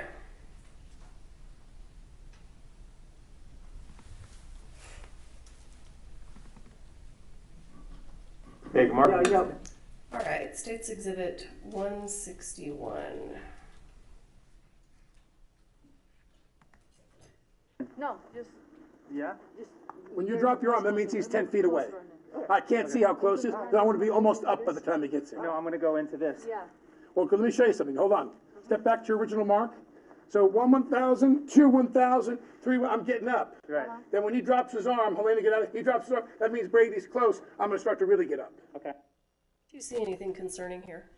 He's doing what we saw previously in one of the other videos with the stunt performer. He's using the weapon as a pointing stick, as if it's his finger. And you've seen this video before. I have. And what is your understanding about what that gun's loaded with? It's loaded with probably full flash blanks, but blanks. Okay. When Mr. Baldwin behaves this way and is using the revolver as a pointer, what is the responsibility on the part of Ms. Gutierrez? To intercede and correct any unsafe behavior. Now, obviously, again, we're talking about the nuances of doing it. I would start off pulling him aside or talking to him individually and say, you know, if we could, let's be careful with that muzzle. Remember muzzle discipline. I even have a little thing that I talk to when I hand a weapon off to an actor, and it's what I used to say back in the day. I would say control, and the actors would have to repeat the word control to me. And by repetitively doing that, it becomes a mental training technique to teach them that they are now fully in control of that weapon, and their actions while they have it is on them. They are part of that other side of that coin we talked about. If moving past that, I was not getting any result on that, I would have to intercede in this on-camera moment or in rehearsal moment. And then from there, it just depends on whether or not they want to be safe on scene or they want to find somebody else. Okay. All right, we will go ahead and play from 23 seconds. Here we go, let's try it. And everyone Roll it, just roll. need to be right here, like in the path of the gun. Could you please move? Did you hear that? I did. Tell us what's going on there. It sounded like Miss Gutierrez attempting to correct the fact that she knew that Mr. Baldwin was pointing that weapon in an unsafe manner, and she was attempting to move the crew out of the path of where he was pointing it, knowing that it was loaded with blanks. Is there a problem with attempting to move the crew? That's the one of the two things that should be occurring. You identify the problem that created the fact that the crew was in an unsafe position, and then you clear out the crew. And she was attempting to, I would assume, not correct Mr. Baldwin, but try to make the crew in a more safe position. Okay. Is that a quarter load? It's a quarter, yeah. Did you hear that? Say quarter loads? Is that what she said? And do you know whether or not it was actually a quarter load? I do not know. Okay. In terms of the timing of Ms. Gutierrez telling, and why don't you give the ladies and gentlemen of the jury an idea of how many people are behind this camera? So in a particular scene like this, assume they're shooting it with one camera, camera A, okay? Then you're gonna have your sound, you're gonna have your sound mixer, you're gonna have your camera, your DP, director of photography, you're gonna have your first AC, generally a focus puller, first assistant camera, you'll have a second assistant camera. More than likely wardrobe is gonna be on set as well, hair and makeup as well. You could have even PAs on set standing there. So you're looking at anywhere in a scene like this between, 6 and 11 people out there. Is it Props, advisable? I'm sorry, props, of course. I left props out. Okay. Is it advisable for Ms. Gutierrez to wait until the last minute to tell the crew to get out of the way? No, the direction of firing should have been established prior to the scene. Which way is Mr. Baldwin going to point that weapon? Which way is Mr. Baldwin going to discharge that weapon? Where he's going to walk and in what angle is he going to walk? His starting point, his ending point, and you take all of those things into consideration along with the type of load he's firing, and then you move your crew out appropriately. Okay. Second, if I'm going to shoot right, you want to go on the other side of the camera? I don't want to shoot toward you. Okay, right here. Okay, I want to shoot close to you. Here we go. Set. Here we go. Ready. And action.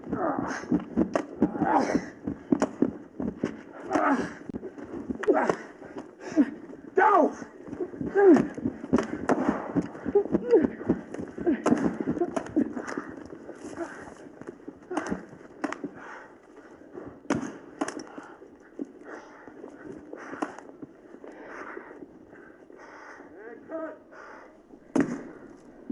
Motherfucker. So, can you give us an idea? Is it important when you're on a movie set and you hear the word cut, is it important that the actors not continue to fire the guns? Yes. And then when you say cut, everything stops, and it's not just from a creative standpoint, it's also from a safety standpoint. Keep in mind, you're dealing with stunts, special effects, explosives, et cetera, et cetera. So when the word cut is said, everything should cease immediately. So in this instance where Mr. Baldwin was firing the gun after the word cut, is there anything that you would have done? I would file that under the category of going, as the old saying goes, off script. He went off script there and fired for whatever reason that I guess he felt he needed to, but I would have probably said something to him about that as well. Afterwards? Afterwards. Okay. I would have asked him why he did it, and I would have probably phrased it in a way that it was like, is something wrong with the firearm? Did you have it cocked? Was your finger still on the trigger? Why did that extra round go off at the end? Yeah. Now, obviously, Ms. Gutierrez is not as experienced as you are.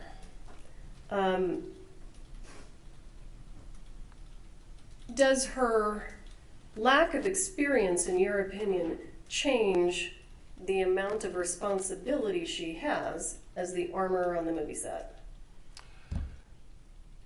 Once you take, I would like to expound on that a Sure, little bit. and move your microphone a little closer if you can, if it will move. Sure. Okay.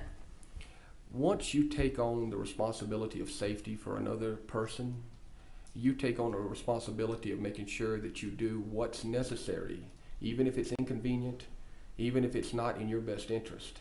And if that isn't something that you feel capable of doing, then you should never step into that position. And it's unfortunate, I feel, that Ms. Gutierrez's experience level on this film may not have worked in her favor. Is the best thing I could probably say there. However, she took the position, and therefore these people on the movie set depended on her guidance and her professionalism to keep anyone from being harmed. And convenience isn't an option at that point. Okay. Thank you, sir. I'll pass the witness. Can I unplug? No. Okay.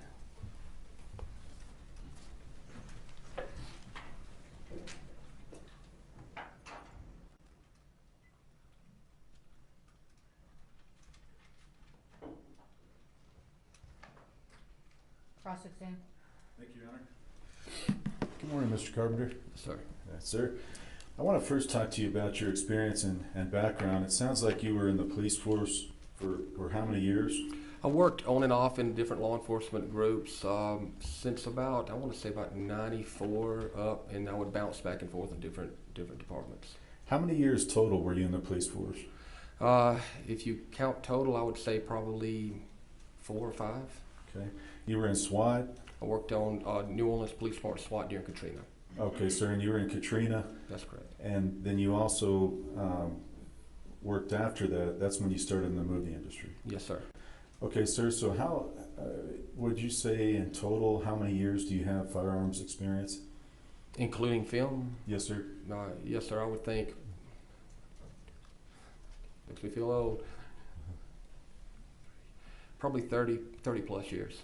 Okay, and in 30 plus years, I take it you've developed protocols, you've developed best practices over that time. That's probably evolved. Yes, sir. So, sir, when you started, is it fair to say you probably didn't have those same practices you have now?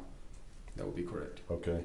And you've been trained both in the military, the police and the film industry, and over time you've developed those series of practices and protocols? Correct. Okay, sir, and do I understand from that there is no national certification of armorers? That is correct, especially in the southeastern United States. Okay, sir. And that means there's no governing body that certifies how much training or experience armorers have to have? Correct. Okay. And I know that you said earlier that 40 hours of training was something that you would think would be required. Am I wording that correctly? Yes, sir, it is a minimum. Okay, as a minimum. Now, and that's from your experience and background, but that's not in any kind of protocol or written format as in an armor.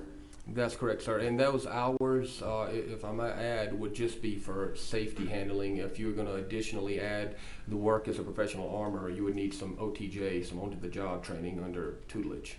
Okay, sir. So ideally, there would be a national body that would have a set hours, 40 hours minimum, then on-the-job training a certain amount, And that would be the practice before an armor is certified. Yes, sir. Okay. Now, at the time of this movie, obviously in 2021, that was not the case. Is that correct, sir? To the best of my knowledge, yes, sir. Okay. And also, there is a difference, is there not, between union and a non-union armor? Well, you can be in the union and work on a non-union show. The union armors, depending on which union you're in, like the 44 out of California has different regulations and different safety standards.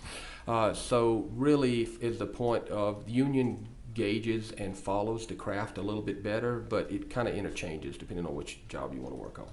Okay, now when you know from working over the course of your career, there's different tiers. There's lower tier movies, lower budget, and there's higher tier movies. Correct.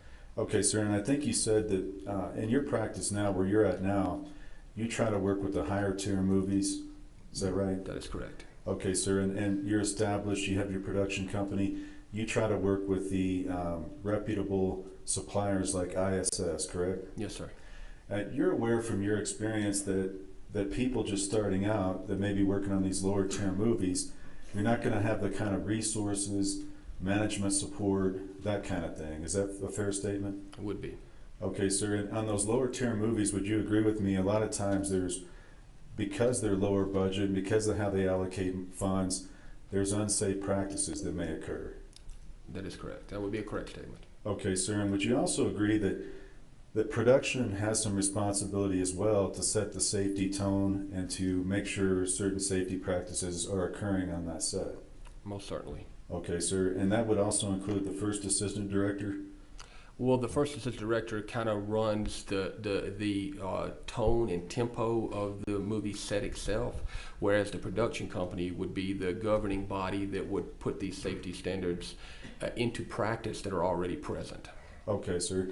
And part of that safety responsibility, for example, if there were negligent discharges like there were in this film, there should be a chain of custody and reporting format and then something done to address that if there's a safety issue like that. Would you agree? I would. Okay, sir. And on this set, you knew that from your review and your work in this case, there were 2 negligent discharges. Is that correct? Correct. I'm familiar with one. The second, I believe, may have been the prop master. I'm not 100% sure what the second one was, but I know there were 2. Okay, sir. And on both of those, you don't know all the ins and outs of them, but you just know kind of what they occurred. One involved the prop master, Sarah Zachary. Is that right? That is correct, to the best of my knowledge. Now, you said earlier, and I've heard this phrase before, I'm familiar with it, 2 is 1 and 1 is none. Correct. So, sir, I think you applied that on this set to, ideally, would you believe there should have been 2 armors? Yes, they should have had more than 1 armor on this movie. Okay, and that's because, in your opinion, this was a gun-heavy set, is that right? Yes. So, on a gun-heavy set like this, it's ideal to have 2 armors. Were you aware that the Rust production company actually had Ms. Gutierrez-Reed working as a part-time armor? Yes, I was. Okay, and is that, so that, because you believe there should have been 2, I take it that's not an advisable practice on this movie? No, it is not. Okay.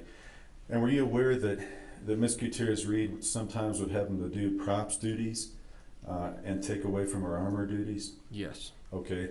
And sir, in anything that you read, were you ever aware that on days when they brought out real firearms, Ms. Gutierrez-Reed also would have to run and do props duties? It's my understanding that she was having to do that continuously. Okay. And sir, were you aware, or have you learned in your course of your review that production treated Ms. Gutierrez-Reed as some days were prop days, some days were armor days, and that's how they allocated that? From a financial standpoint, yes. Okay. And sir, if they bring out real firearms and it's a prop day, those firearms don't magically change into props, obviously. They still require an armor. Is that correct? That is correct. Okay. Now, you said that those firearms should first come from a legitimate prop house, verified safe source, and that chain of custody is very important. Is that right, sir? That is correct. Okay. And chain of custody, because you were a police officer, is also important in evidentiary items. That's right. Okay. So with regard to a firearm, you want to maintain that chain of custody as the armor and going to the actor and coming right back. Is that fair? That's fair to say, yes. Okay. Now, if on this set, if the first assistant director took possession of that, I think you've already said that should never happen. Is that right, sir? That's correct. Okay. And under no circumstance should the first assistant director be possessing those firearms. Is that fair? Yes. Okay. Now, I know that you also said that multiple layers of safety is important. And on this, several of the videos, we'll get into those more in a second, but I noticed Mr. Halls, the first assistant director. I don't know if you knew what he looked like, but Ms. Morrissey said to assume. Did you see that individual? I did. Okay.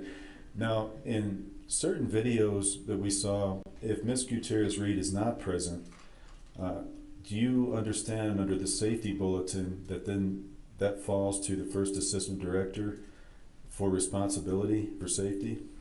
The safety aspect, yes, but the gun handling, no. Okay. So under that scenario, if Ms. Gutierrez-Reed, for example, has been sent off to do props duties, would it be incumbent on the first assistant director to call her back?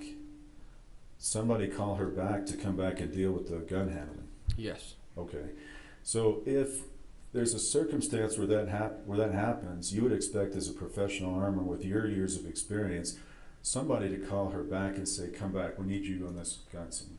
Right. If there was a firearm needed to be delivered to or used in a scene, then yes, they should have called her back. She should have been present. Okay, sir. And with regard to the union that we talked about briefly, in the early stages, do you know people have to get certain hours to become a part of the union? That's correct. Okay. And while you're doing that, sometimes people have to take jobs in these lower tier movies? That is true. Okay. And again, to do that, sometimes you're going to have to deal with situations where you have a part-time position, but that's not something you would ever think would be advisable for an armorer. No, it should not be. Okay. And sir, let me ask you this. Even if it's a movie set with two guns or a really small grouping, is it ever advisable to have a part-time armorer like this? So what you're describing is a day player versus a run of show, ROS. And so, yes, sometimes if there's a show that's only using a couple scenes that have firearms in it or a few firearms, then they can call in an armorer for a day player, 1 or 2 days to come in and handle that one particular thing, and then that'd be it. Okay, and when would a day player scenario be okay to do? I can tell you one of the last times I worked on Interview with a Vampire, the latest television series, and they had one scene in a funeral home where the actor was shooting a derringer at someone, and they called me into day play for that exact scene only, and that would be an example. Okay, but on this particular. Oh, I'm sorry about that. Thanks for doing it. Is that better? Yeah, didn't you turn this up? Yeah, but that doesn't Okay. control the sound. Okay, thank you very much. Okay. Is on this particular Western set, when you've got so many firearms, you wouldn't have a situation where you'd have a day player, that kind of thing. No, I would not think so. It's too many moving parts, too many firearms out at all times. Because we saw in those videos, and I understand what you're saying, there was a lack of muzzle discipline in several scenes, and you described that. We didn't see, though, in fairness, the entire video of the context. Would you agree with that? Just a clip, that's all we saw. Okay. So in fairness, sir, you don't know at times when you were saying, I assume, you don't know if Ms. Gutierrez-Reed came up after and said something to those people about muzzle discipline? No, I do not. Okay. And sometimes, and I'm not holding this because you're just looking at the clip too, like all of us. Sure. But in certain situations where you might think there's a full blank, there might be a quarter load. Is that fair? Yes. Okay. So, in fact, another scene I think we were looking at, you talked about replacing a replica with a live weapon, and he was going to get thrown back into the wall. In that instance, I don't know if you were totally sure whether that was a replica. No, I was not. No. Okay. On the Rust set, there were primarily real firearms. Are you aware of that? Yes. Do you know, sir, how many replicas there were? I do not at that count. Okay.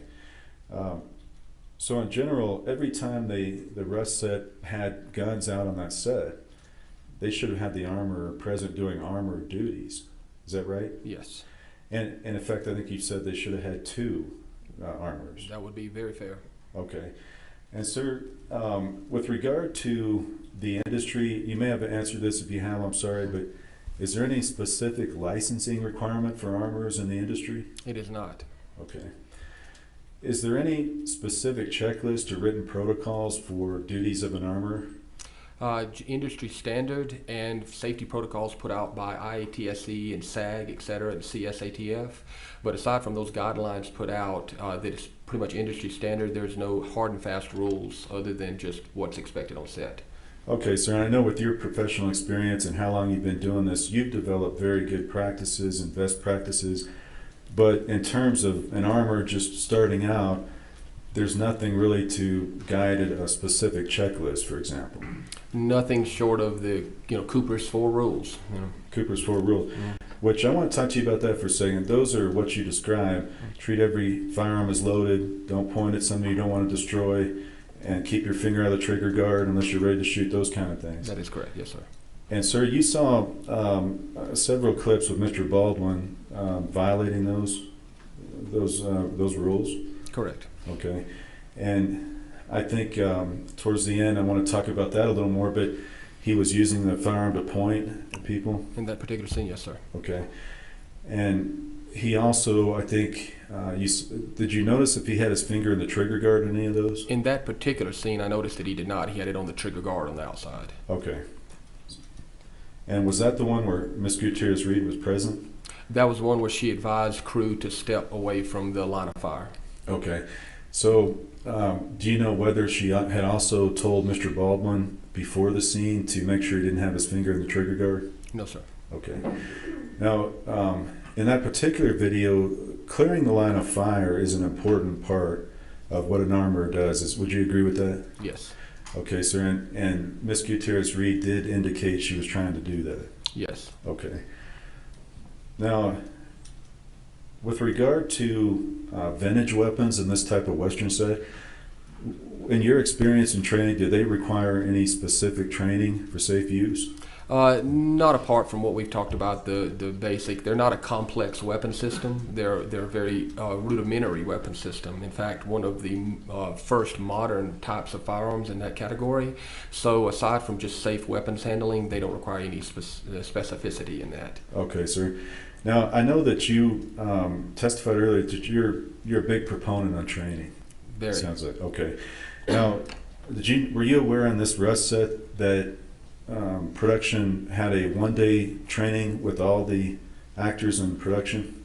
Yes, I'd heard that. Okay, sir. And to you, with your background and experience, to you, would that have been advisable to have everybody trained in mass on that one day? It would not have been advisable. It all depends also on the level of experience for each individual actor. Some may have more experience. You can vet them out pretty quickly by just speaking to them for a moment and see how they, what actionable words they give you back for your questions. Having said that, you make your decision on who needs more training or less training based off of that. But having a one-day mass training is not the best way of doing it. Okay, sir. And with regard to the stuntmen, were you ever aware in your review of this case that they were not participants at that training? I did not know if they were or not, no. Okay.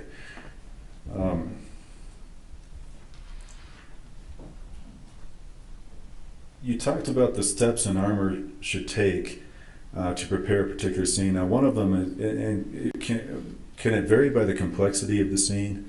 It would very much, well, the basic fundamental safety things Yes. of checking the firearm, doing an audit on the firearm weapons that you're going to use, the ammunition you're going to use, that remains a standard. Now, you're exactly right in the fact that if you're using a M249 or something that's a complex belt-fed weapon system, crew-served weapon system, then you would need to have more training, more time spent with it, and complex. In this particular case, we're dealing with more vintage, as you said, rudimentary weapon. Yes, so yes, sir. to answer your question directly, yes, the more complex, the more time needed. Okay. And sir, did you know on the day, October 21st, that production was about 2 hours behind schedule that morning? I was aware that they were behind. I didn't know exact time. Yeah. Okay. And in a situation where, I know you said you need to slow down, but you knew they were probably in a rush situation that day, at least a little faster. Correct. Okay. Now, is it advisable in those instances to have a safety briefing before a scene with firearms every time? Yes, each day you should have a safety briefing if firearms going to be used, and camera can rush all they want to, or props can rush all they want to, but those three areas of the set that are dangerous, they need to always take their time. Okay. So, sir, I want to ask you if you would assume that for a moment that Baldwin is in the church, he's has the weapon, Miss Gutierrez-Reed is outside, she's not aware that he's going to be using that weapon. At that point, he goes off script, calls an audible, and starts using it. Should someone in that church have gone and got Miss Gutierrez-Reed and brought her in? If Ms. Gutierrez was not present in there with the live weapon, then someone should have looked up at the point and said, "Where is our armorer?" and called her in. Okay. And that would have been important for her to come in and monitor that scene, do the safety briefing, those kind of things with Mr. Baldwin. Is that right, sir? Safety briefing generally is conducted by the first assistant director, and then sometimes the armorer is allowed to speak if anything is needed to be done at that point in time. But yes, before that is used or any of that stuff is implemented into the day, and then those things should have been done. Okay, sir. And as part of that, would you expect that they call her back in? She needs to take the weapon, do that safety check you talked about with Mr. Halls, the first assistant, and then once that's cleared, it goes back to Mr. Baldwin? That's correct. Took the weapon, cleared it with at least her DP or her first assistant director, a two-part check, and then obviously the actor that's handling it and anyone else in the room. Okay, sir. That wanted to see it. Yes. Excuse me. Okay. And were you aware whether Miss Gutierrez-Reed was having to attend to prop duties on the moment of the 21st when Mr. Baldwin did do the rehearsal scene? No, sir. I was not aware of what she was doing. Okay.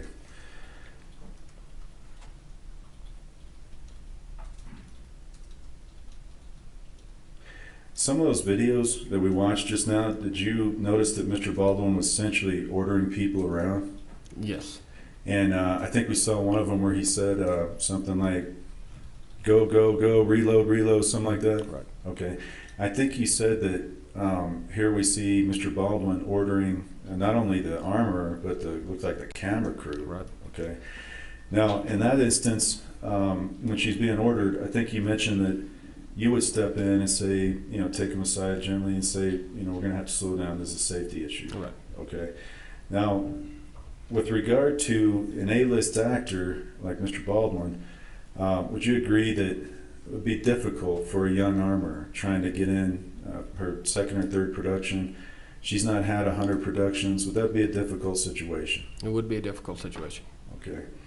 And with that much speed and that much happening and being rushed, and it's Alec Baldwin, is that something that it didn't look like anybody was doing anything? Right.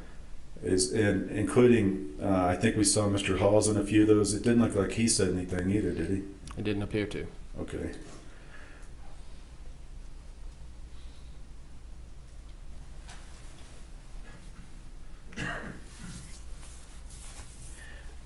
With regard to the props department, I forgot to ask you something. Miss Sarah Zachary was the props head. Were you aware of that? Yes, I was. Okay, and were you aware whether she was Miss Gutierrez-Reed's boss as part of that department? Yes, typically the prop master is the boss of the armor. Correct.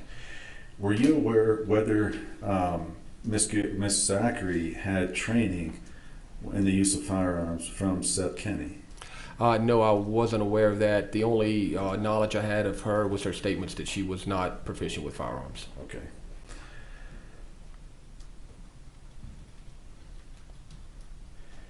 I think you mentioned in your direct testimony, if she was trained or proficient, then there's a certain instance where she can handle weapons as well. Correct. Okay. You talked a little bit about gun safes and properly maintaining weapons. Were you aware whether production provided Miss Gutierrez and Miss Zachary a prop cart? I'm not aware of the prop cart. Okay. Did you know the quality of the safe that was provided to them? No, sir. Okay. And do you know, I know you said you had a Pelican box, but do you know whether they provided Ms. Gutierrez-Reed anything like that? I do not. Okay. Some of those scenes in the videos we saw, there's blank fire by Mr. Baldwin, and the cameras are right there. We just went through that. Did you see any of those plexiglass shields? Well, flat on the front of it. I did not. I think maybe there was one on the front of a cam but I'm not aware of it for 100%. But it may have been one on there. Thinking back now. And can you tell the jury what those plexiglass shields are used for? So the plexiglass shields are used to, you would hope that they were there to protect the operators, but they're really there to protect the cameras. So the cameras are very expensive, and they don't want them damaged in the middle of any kind of gunfire or anything of that nature. Generally small shields that go over the lens of the camera to avoid any kind of damage. Okay, sir, and as part of that, would you agree that in Hollywood there's certain tricks they try to use to make sure, even though it looks like it's pointed at the camera, so it's actually pointed camera right or left? That's correct. Okay. And in some of those videos, is it fair to say that, in fact, one, I think you mentioned Ms. Gutierrez-Reed was holding a shotgun with the muzzle pointed upward. Right. Is it fair to say it's difficult from that angle to determine whether it was pointed directly at her or a ways from her? The angle of the firearm would be hard to determine, but the general handling would be pretty standard. Yes, sir. You would say that it should have been pointed differently. Correct. Yes, sir. Okay. A couple questions about the dummy rounds on set. I think you said you inspected them. Did you find a mixture of types of dummies? Yes, sir. Okay. And sir, you've done 100 films as an armorer. You've been around this business a long time. Was it your conclusion these were lower quality dummies, for lack of a better word? That would be correct. Okay. And some of them, is it true that some of them rattled and some of them did not? As far as the rattling, I'm not sure if all of them rattled or did not. I know that some of them had holes drilled in the base of them. They were just a mixed assortment. And sir, did you also know there was a round called a Denex round? Are you familiar with those? I'm familiar with the company Denex. I believe it's a Spanish company. They make a lot of replicas and whatnot. They do make fake, I wouldn't call them a dummy, I would call them a fake bullet. They don't make them to industry standards. They make them to, let's say you had a display case in your office and you wanted it to look like an Old West gun from New Mexico. You'd have the weapon in there, which was a replica that looked very authentic, but it wasn't a live gun, and then you'd have some of those Denex rounds in there to look like you had the live rounds in there. They would be for display only. For display only? Yes. Now, would you think it, with a part-time armorer, various types of mixture of dummy rounds, including rounds that rattle and rounds that don't, is that a safe situation when somebody's trying to manage that? No. And are you aware that production was the one that sourced the ammunition? No. Purchased the ammunition. I'm not aware of who actually purchased it, no. Okay. In general, in your experience on movie sets, when ammunition needs to be purchased, is that through the props department, production, or who does that? Generally, the props department via the armorer, and whoever the armorer is gives their a recommendation of where they would like to get this from, and then they submit the invoice to production to be reimbursed. On a lower production, it would be fair to say that the production may pay directly to the source of the ammunition, but most importantly, it's through the chain of the armorer or the prop master if they're a certified person on the books of this, ATF books of this person, to receive it through that process. Okay, sir. Now, these dummy rounds cost some money. They're not super expensive, but, well, there's various types, correct? That is correct. Very okay. So you wouldn't typically just throw the dummy rounds away after a scene, would you? No. Okay. I think you mentioned that obviously live rounds never have a place on set. Correct. Okay. So as part of the safety bulletins, you mentioned Mr. Baldwin had a replica Denex 45 and also the real 45 Colt. Is that true? To the best of my knowledge, yes. Okay. Under the safety bulletins, isn't it advisable to use rubber weapons whenever possible? Yes, absolutely.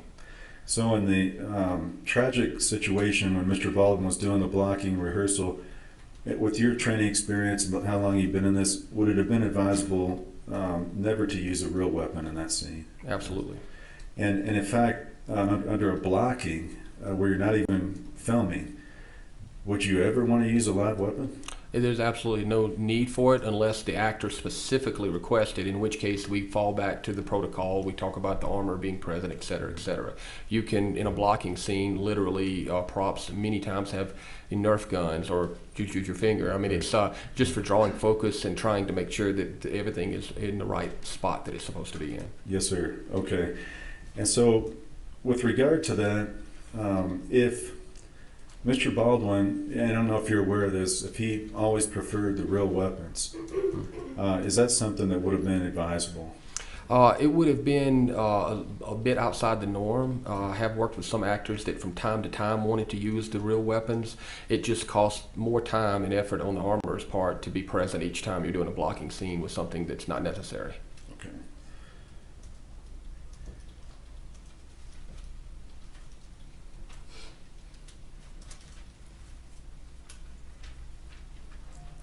Just a moment, sir. I'm just reviewing a few.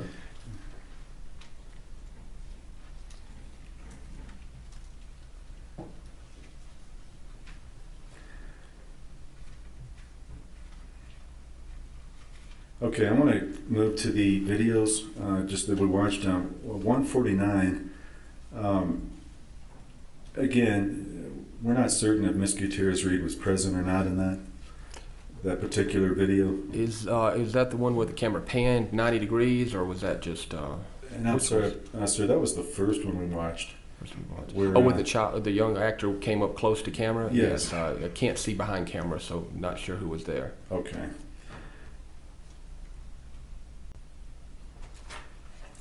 Now I know that you mentioned that with regard to the next video we played, that we know now that there were live rounds on set. That's right. So Mr. Baldwin needed to treat the real weapon as if it was loaded. That's correct. Okay. Now you, in the review of this case, you're not certain when those live rounds appeared on set. What day, is that right? No. Okay. Or how they got on set? No. Okay. But in any event, Mr. Baldwin at that moment should have still treated that weapon as if it was loaded, going back to the other rules. Correct.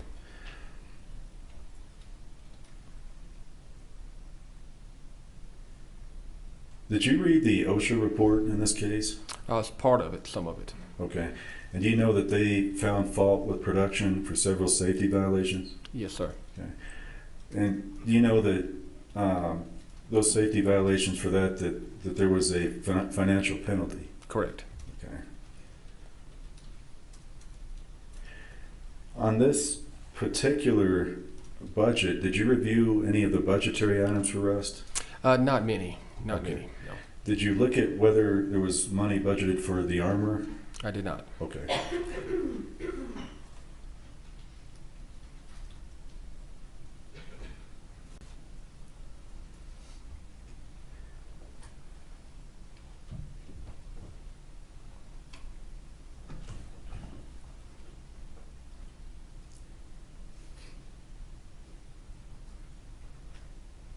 And one more on video 158. I know that there were some assumptions made about various things, but is it fair to say Ms. Gutierrez-Reed may have instructed, if we can't see it on the video, she may have made those instructions? Remind me which one 158 was, please, sir? That one, sir, and I'm getting a little confused, but Baldwin's yelling, one more, here we go, come on. Gotcha. Okay. And on that one, we don't know exactly what Ms. Gutierrez-Reed may have done? No. Okay.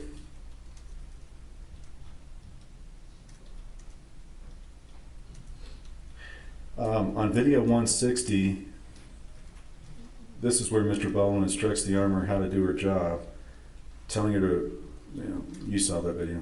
Right. Did you know whether the rounds in her fanny pack, whether they were sequestered? I did not. Okay.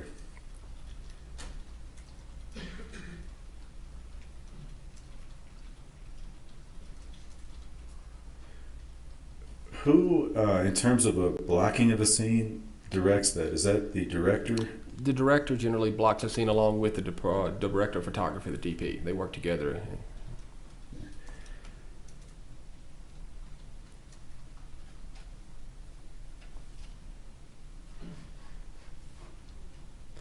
last portion you talked about, you said that Baldwin went off script, and that was the video where they yelled cut, and then Mr. Baldwin cussed, and he fired, right?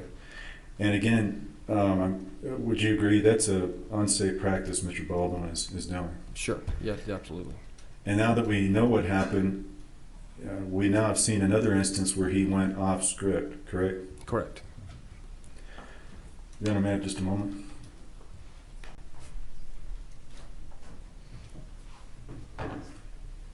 You don't have no further questions, thank you. All right, thank you. Redirect.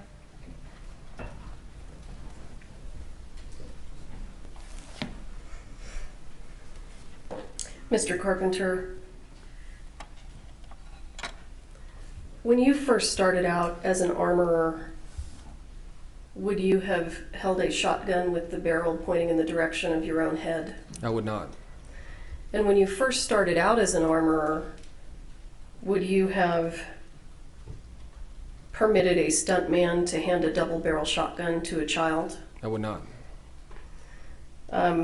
So those aren't things that you learned over the years not to do, correct? Correct. Can everyone hear Mr. Carpenter? Okay. Sorry, guys.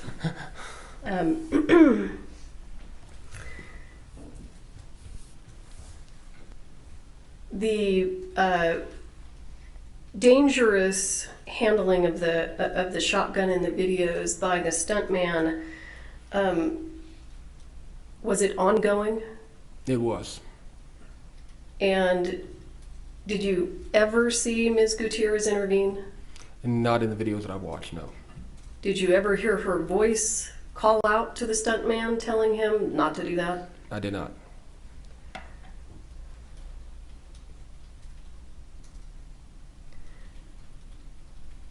And during those videos that we saw with the stuntman and the gun, he was actually on numerous occasions pointing the gun at people, correct? Correct.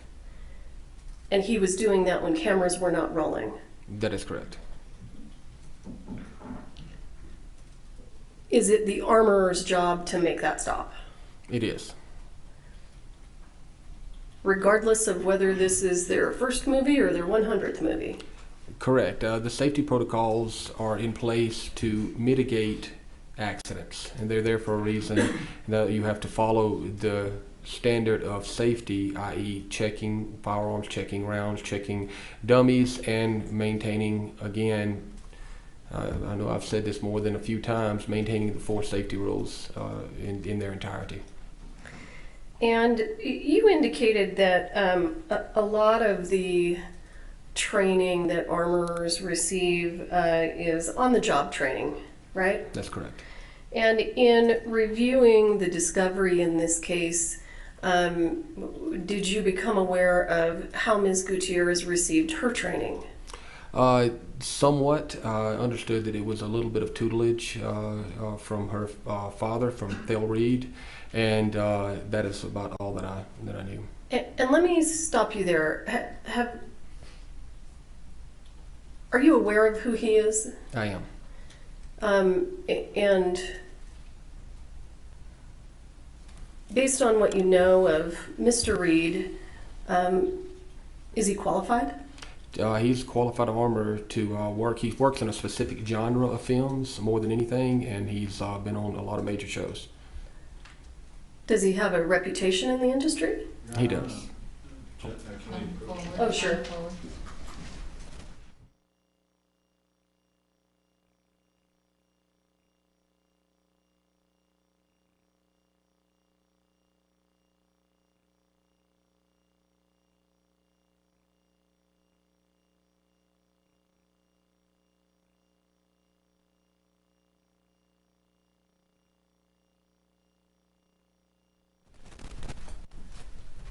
Let me direct the question a little more.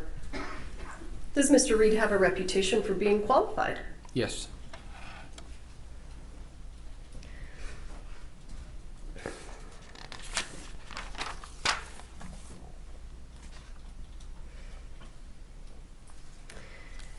Based on everything that you know about this case, was it a low-quality dummy round that killed Ms. Hutchins? No.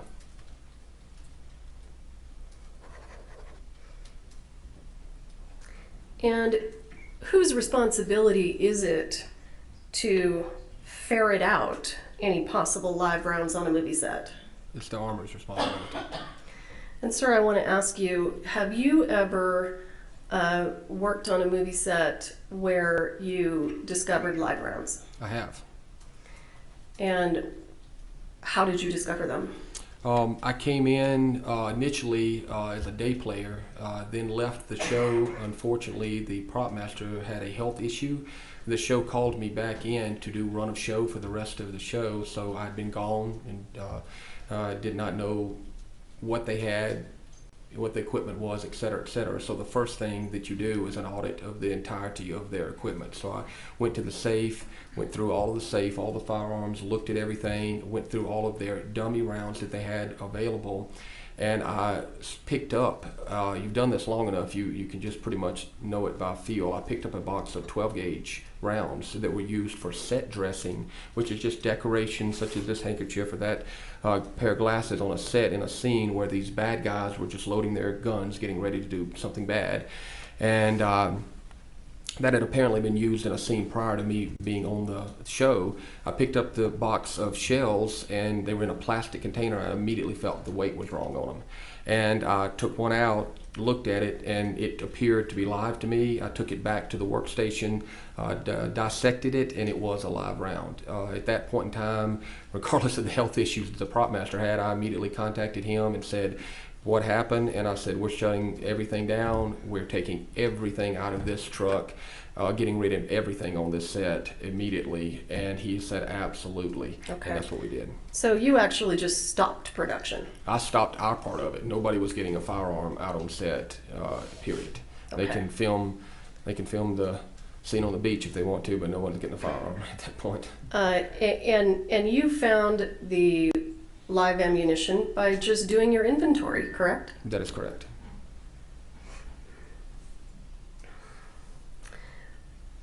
On a movie set, whose responsibility is it to maintain chain of custody of a gun? It is the armor. And whose responsibility is it to maintain chain of custody of ammunition? The armor. In your opinion, should Ms. Gutierrez have given the gun to Mr. Halls? No.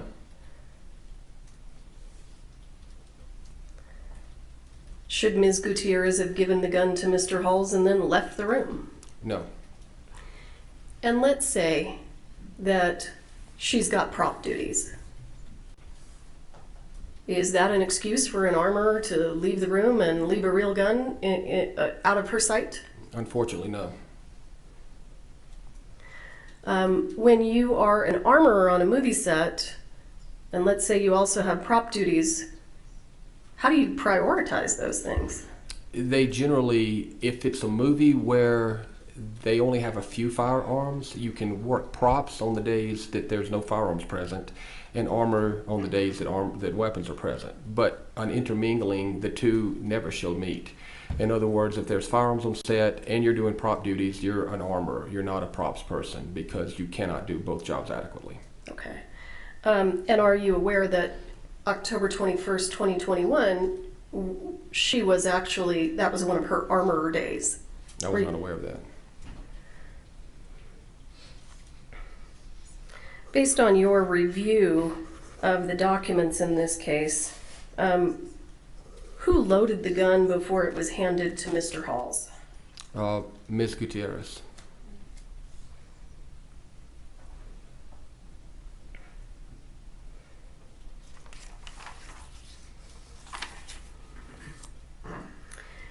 And on a movie set, whose responsibility is it to ensure that anyone handling a gun on set has received proper training? The armor.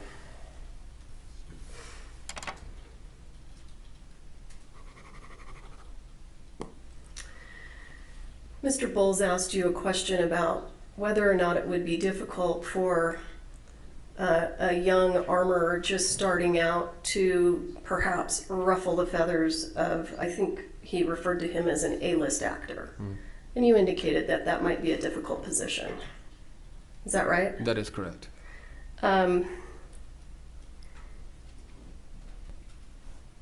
Is the armorer required to do it anyway? If it becomes a safety issue, yes. In your opinion on the set of Rust, was it a safety issue? Yes, it was.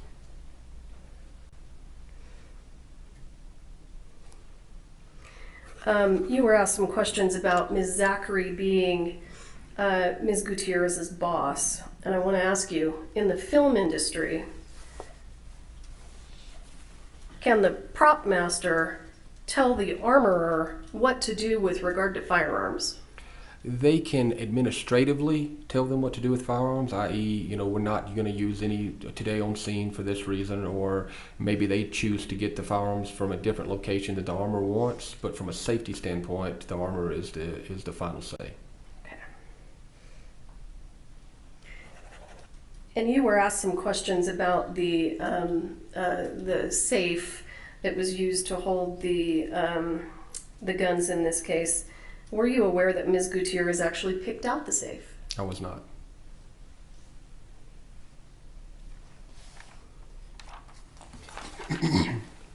Excuse me. And you were asked some questions about Mr. Baldwin demanding that he have his real gun during the blocking.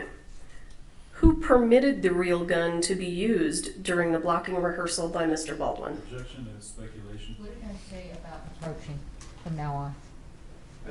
Come up on every objection.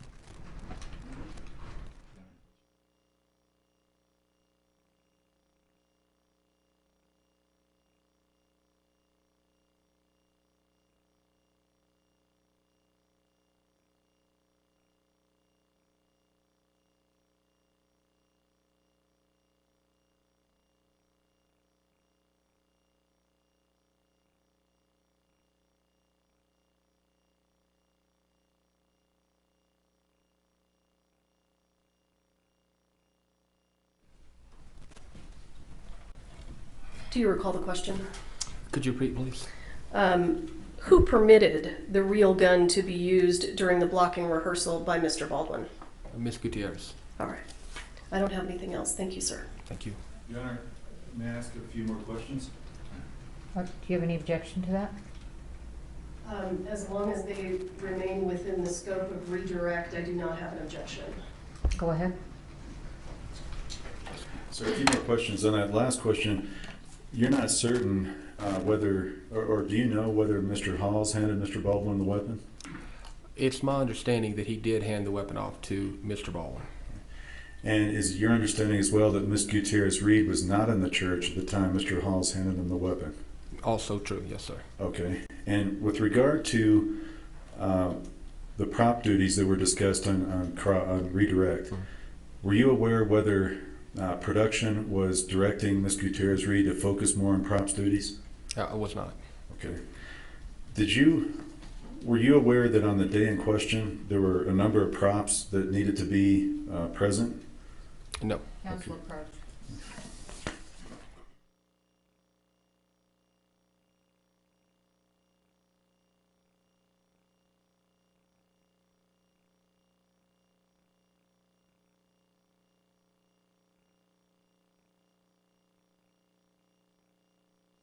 Thank you. All right, council approach.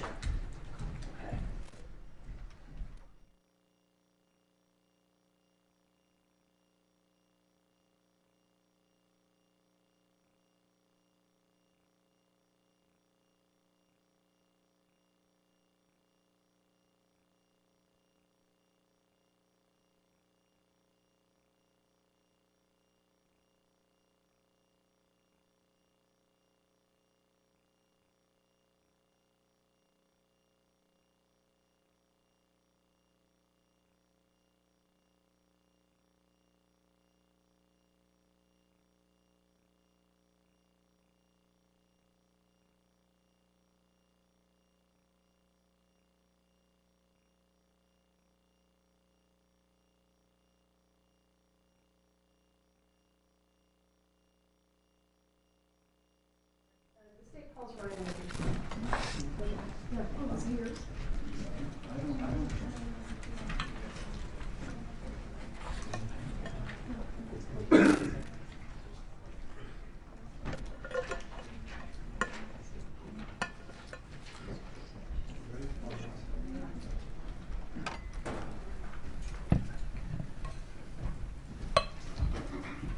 the judge, raise your right hand. Do you swear or affirm under penalty of law that the testimony you'll give in this case will be the truth, the whole truth, and nothing but the truth? Yes. All right, have a seat, talk into the microphone.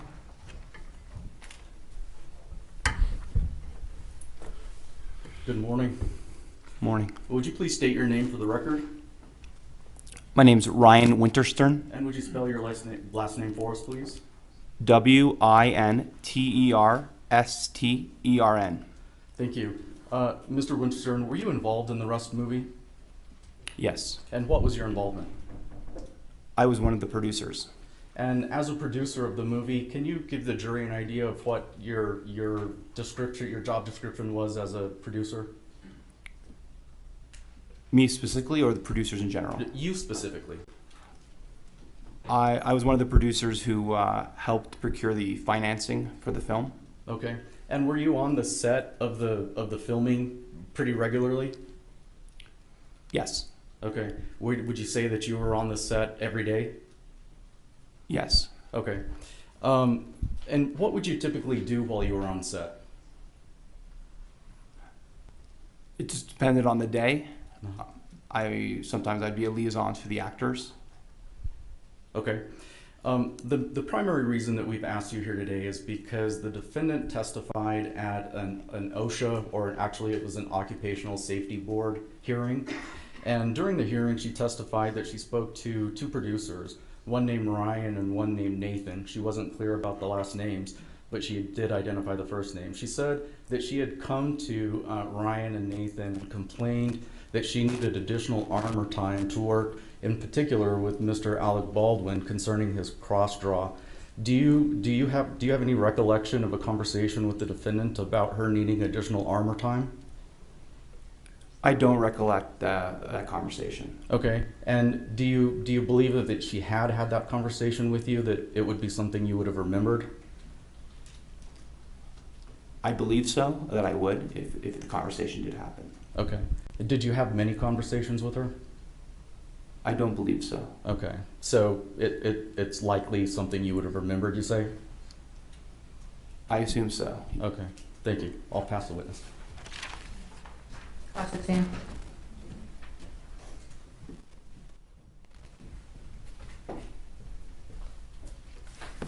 Good morning, Mr. Winterstern.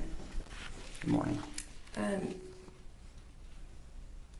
believe you said that your involvement pertained to financing, right?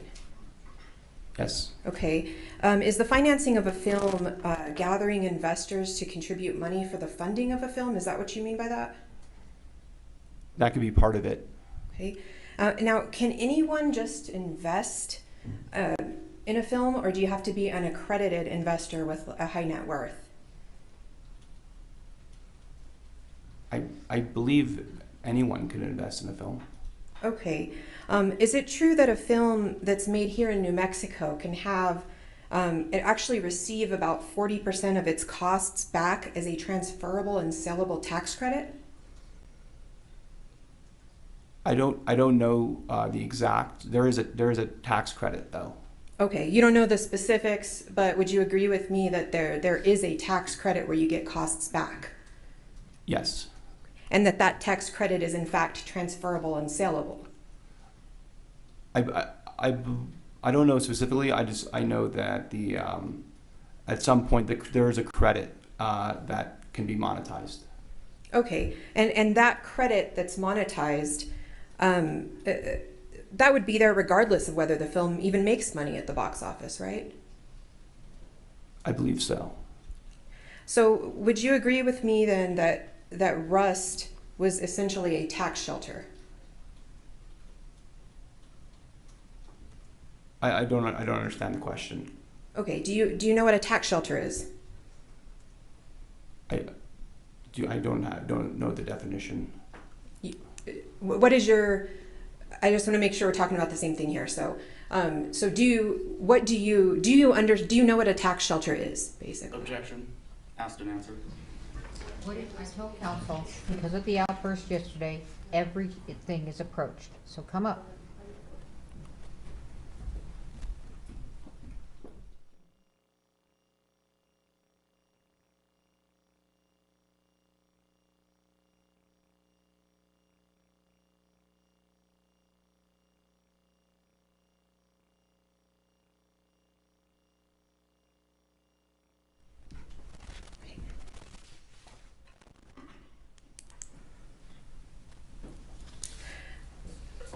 Now, you're one of the producers on this film. In the beginning, were there 6 producers for the film, or was it 10?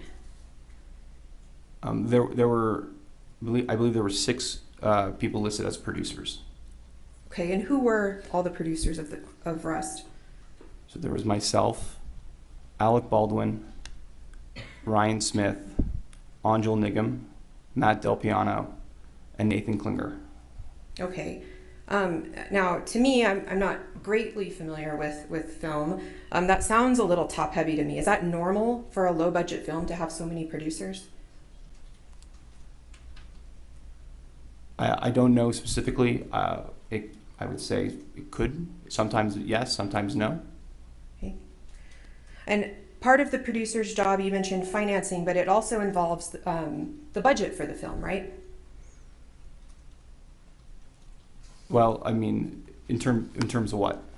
In terms of the budgeting for how funds are going to be allocated to make the film. Oh, a budget is made, but that would be by the line producer. So you're saying that just the line producer makes the budget? Is that what you're saying? Yes, the line producer is the one who creates the budget. Did you have any role in helping create the budget? I received the budget. I saw the budget, so I was part of the process in terms of I was able to see the budget. All right, and you then approved the budget also, right? Objection.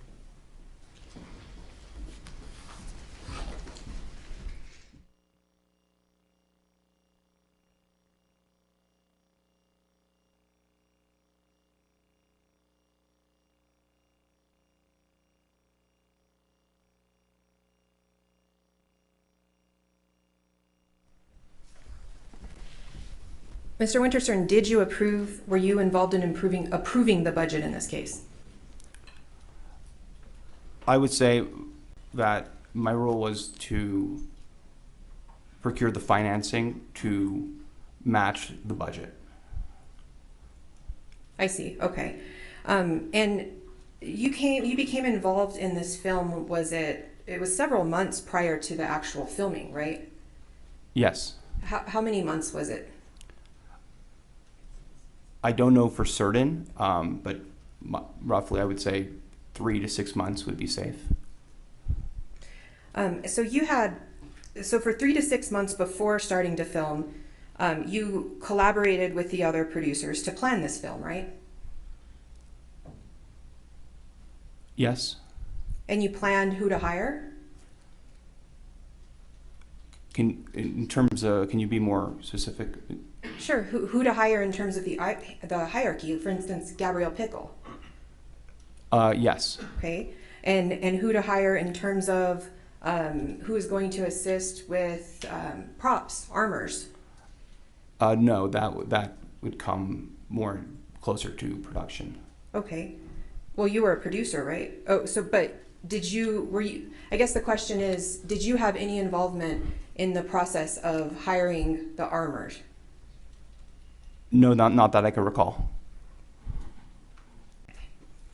But your planning did involve what resources to allocate, right?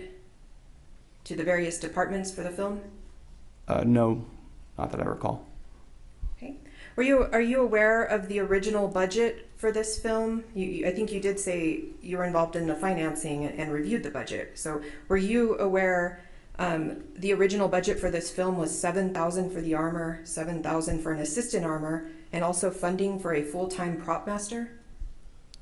No, not that I recall. Okay, are you saying that you don't recall what it is, or that that's not what you remember?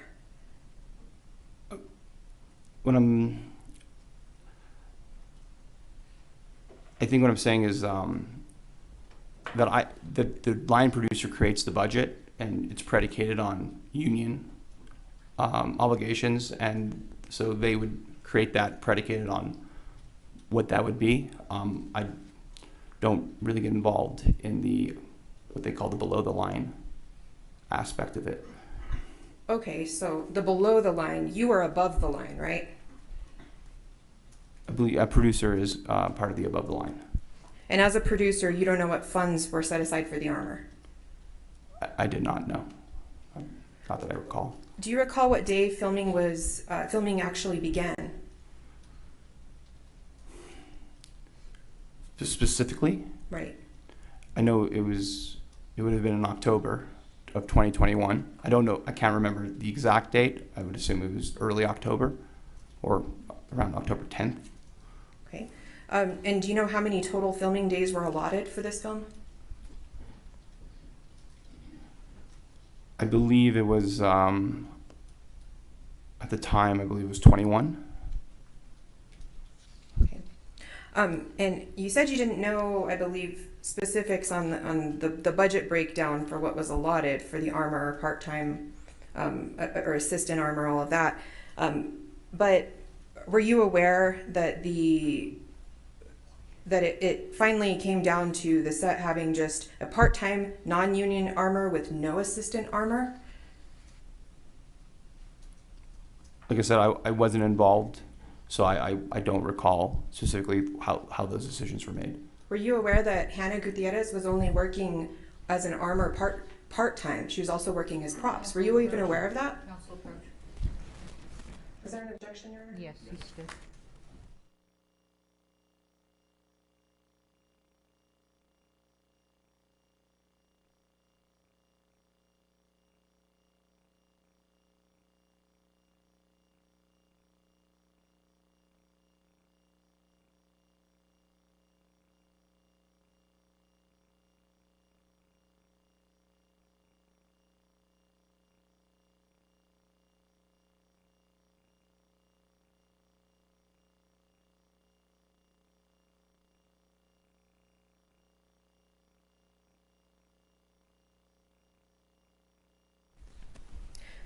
Are you aware of what was finally allocated in terms of the armor for arrest?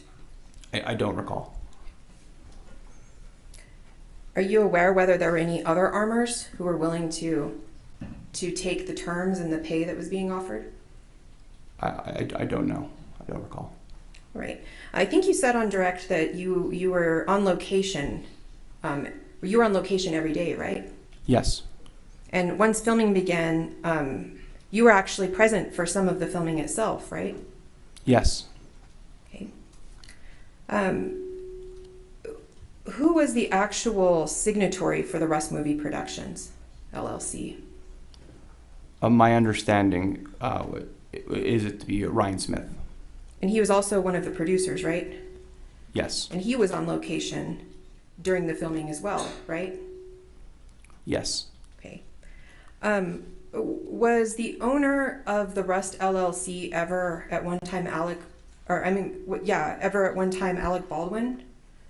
I'm sorry, can you ask the question again? Yes. Was the owner of the LLC who owned the rights, let me rephrase that, to the movie ever Alec Baldwin or his company? That was my understanding. Okay. So I want to be clear. So if I understand what you just said correctly, Alec Baldwin was at one time the owner of the rights to Rust LLC? Objection. What can you Just a minute, he objected. I think I know it.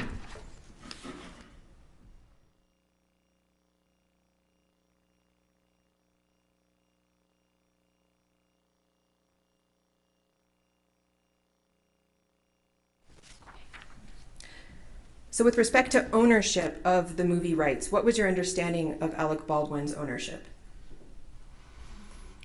That he had at some point commissioned a script or through his company, and that him or his company had controlled that script. Okay, and you said had controlled that script. Did Alec Baldwin, to your knowledge, ever sell the rights back to Rust? Yes, that in order for the film to get made, the rights were transferred to Rust Movie Productions LLC, from my understanding. Okay.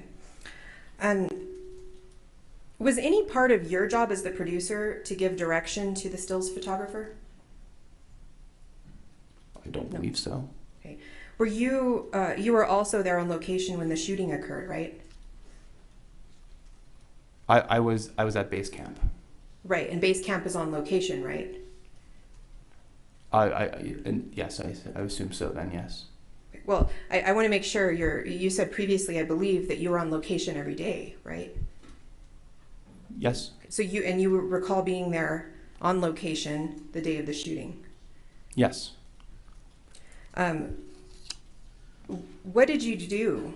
I guess, how did you become aware of the shooting? I heard it on a walkie-talkie. Okay. And once you heard that, what did you do? I headed towards set. Okay. And when you got to set, is it true that Ryan Smith was already there on location? Yes, from what I remember. And there was actually an attorney representing the production company there on set too, right? That I do not know. Okay. You don't remember talking to an attorney on the day of the shooting? I do remember there was someone, but I don't know what their role was specifically. Okay. So sitting here today, are you saying you don't remember if there was an attorney on set the day of the shooting? No, like I said, there was an attorney. Okay. But I don't know specifically what they were doing there. Okay. Did you know that attorney, whether or not that attorney represented the production company? I did not know at the time, no. Do you know that now? No, actually, I don't know. Okay. And after the shooting, did you see Alec Baldwin at any point? Yes. Right after the shooting, when you ran up there?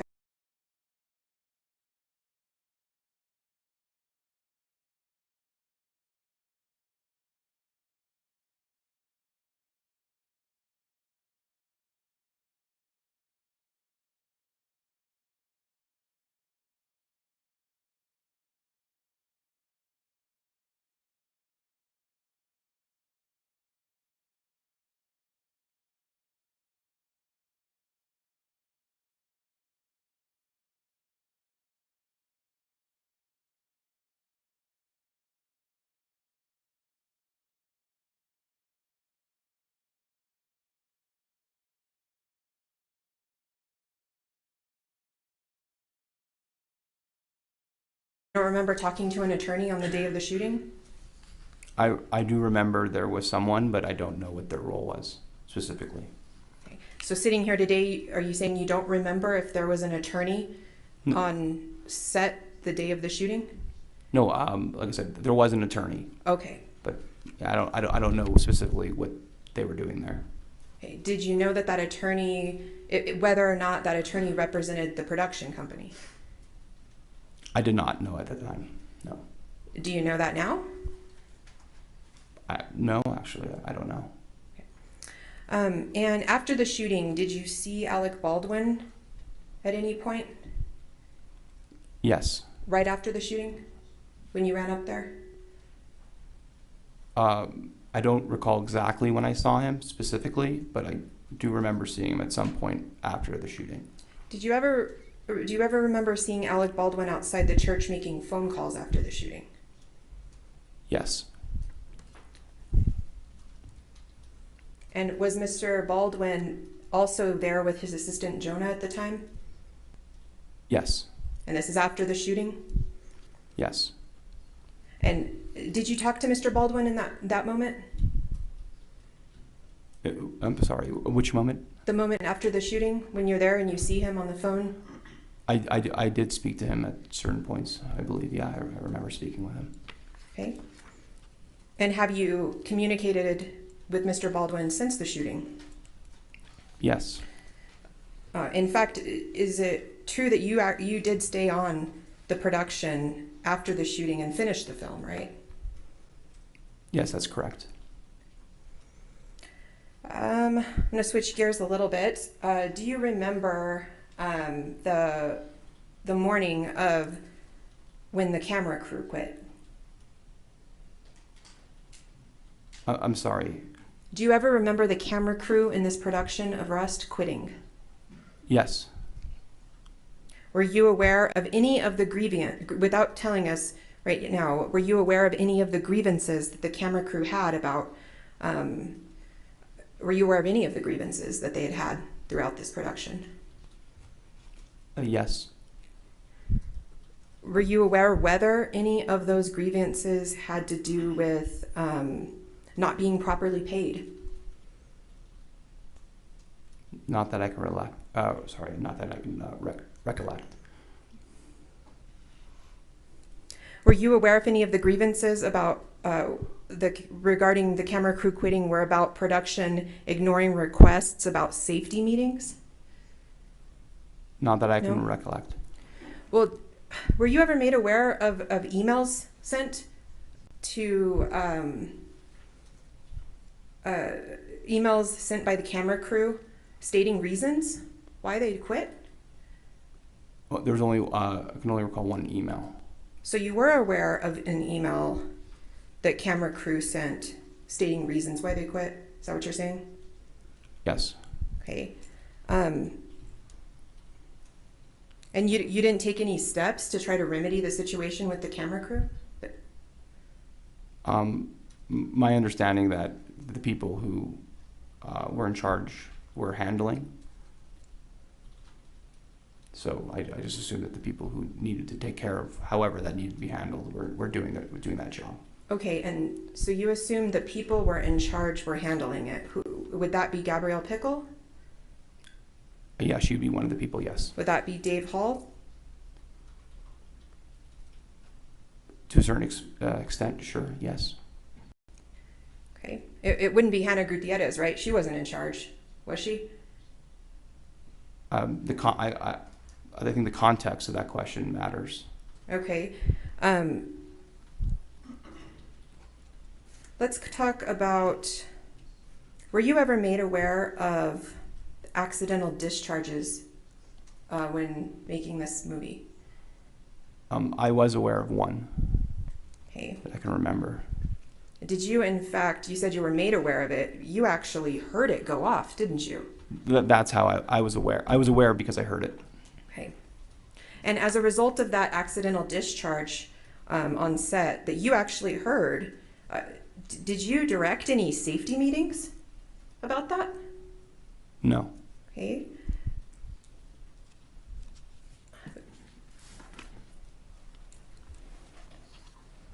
Do you believe that's not your responsibility to direct safety meetings? Or to tell your people that you need to do safety meetings? I heard this accidental discharge. My understanding is that the AD department is the safety officers. Okay, AD. Is that David Halls also? Dave Halls would be the AD, yes. Okay, but AD worked for production, right? Yes. And you're a producer, right? Yes. And Alec Baldwin is a producer, right? Yes. In fact, Alec Baldwin was not only the producer, he was also the star of the film, wasn't he? Yes. Would you agree with me that he would have significant influence over things that happened on that film? I would say as an actor, yes. And as a producer, right? Like I say, it depends on the context. Okay, and as an investor that benefits from those tax shelters? I'm confused. I'm confused by that question. Okay, I'll withdraw the question.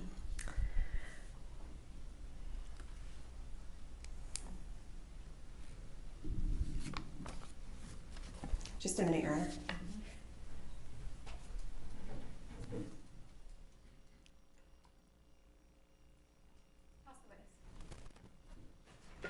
redirect.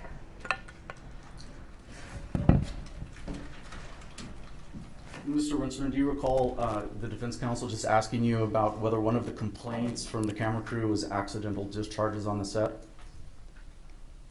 I'm sorry, can you repeat the question? Sure. Do you recall the defense counsel who was just standing up here asking you questions about whether one of the camera crew's complaints was regarding accidental discharges on set? You want to make your approach? Yes, come on up.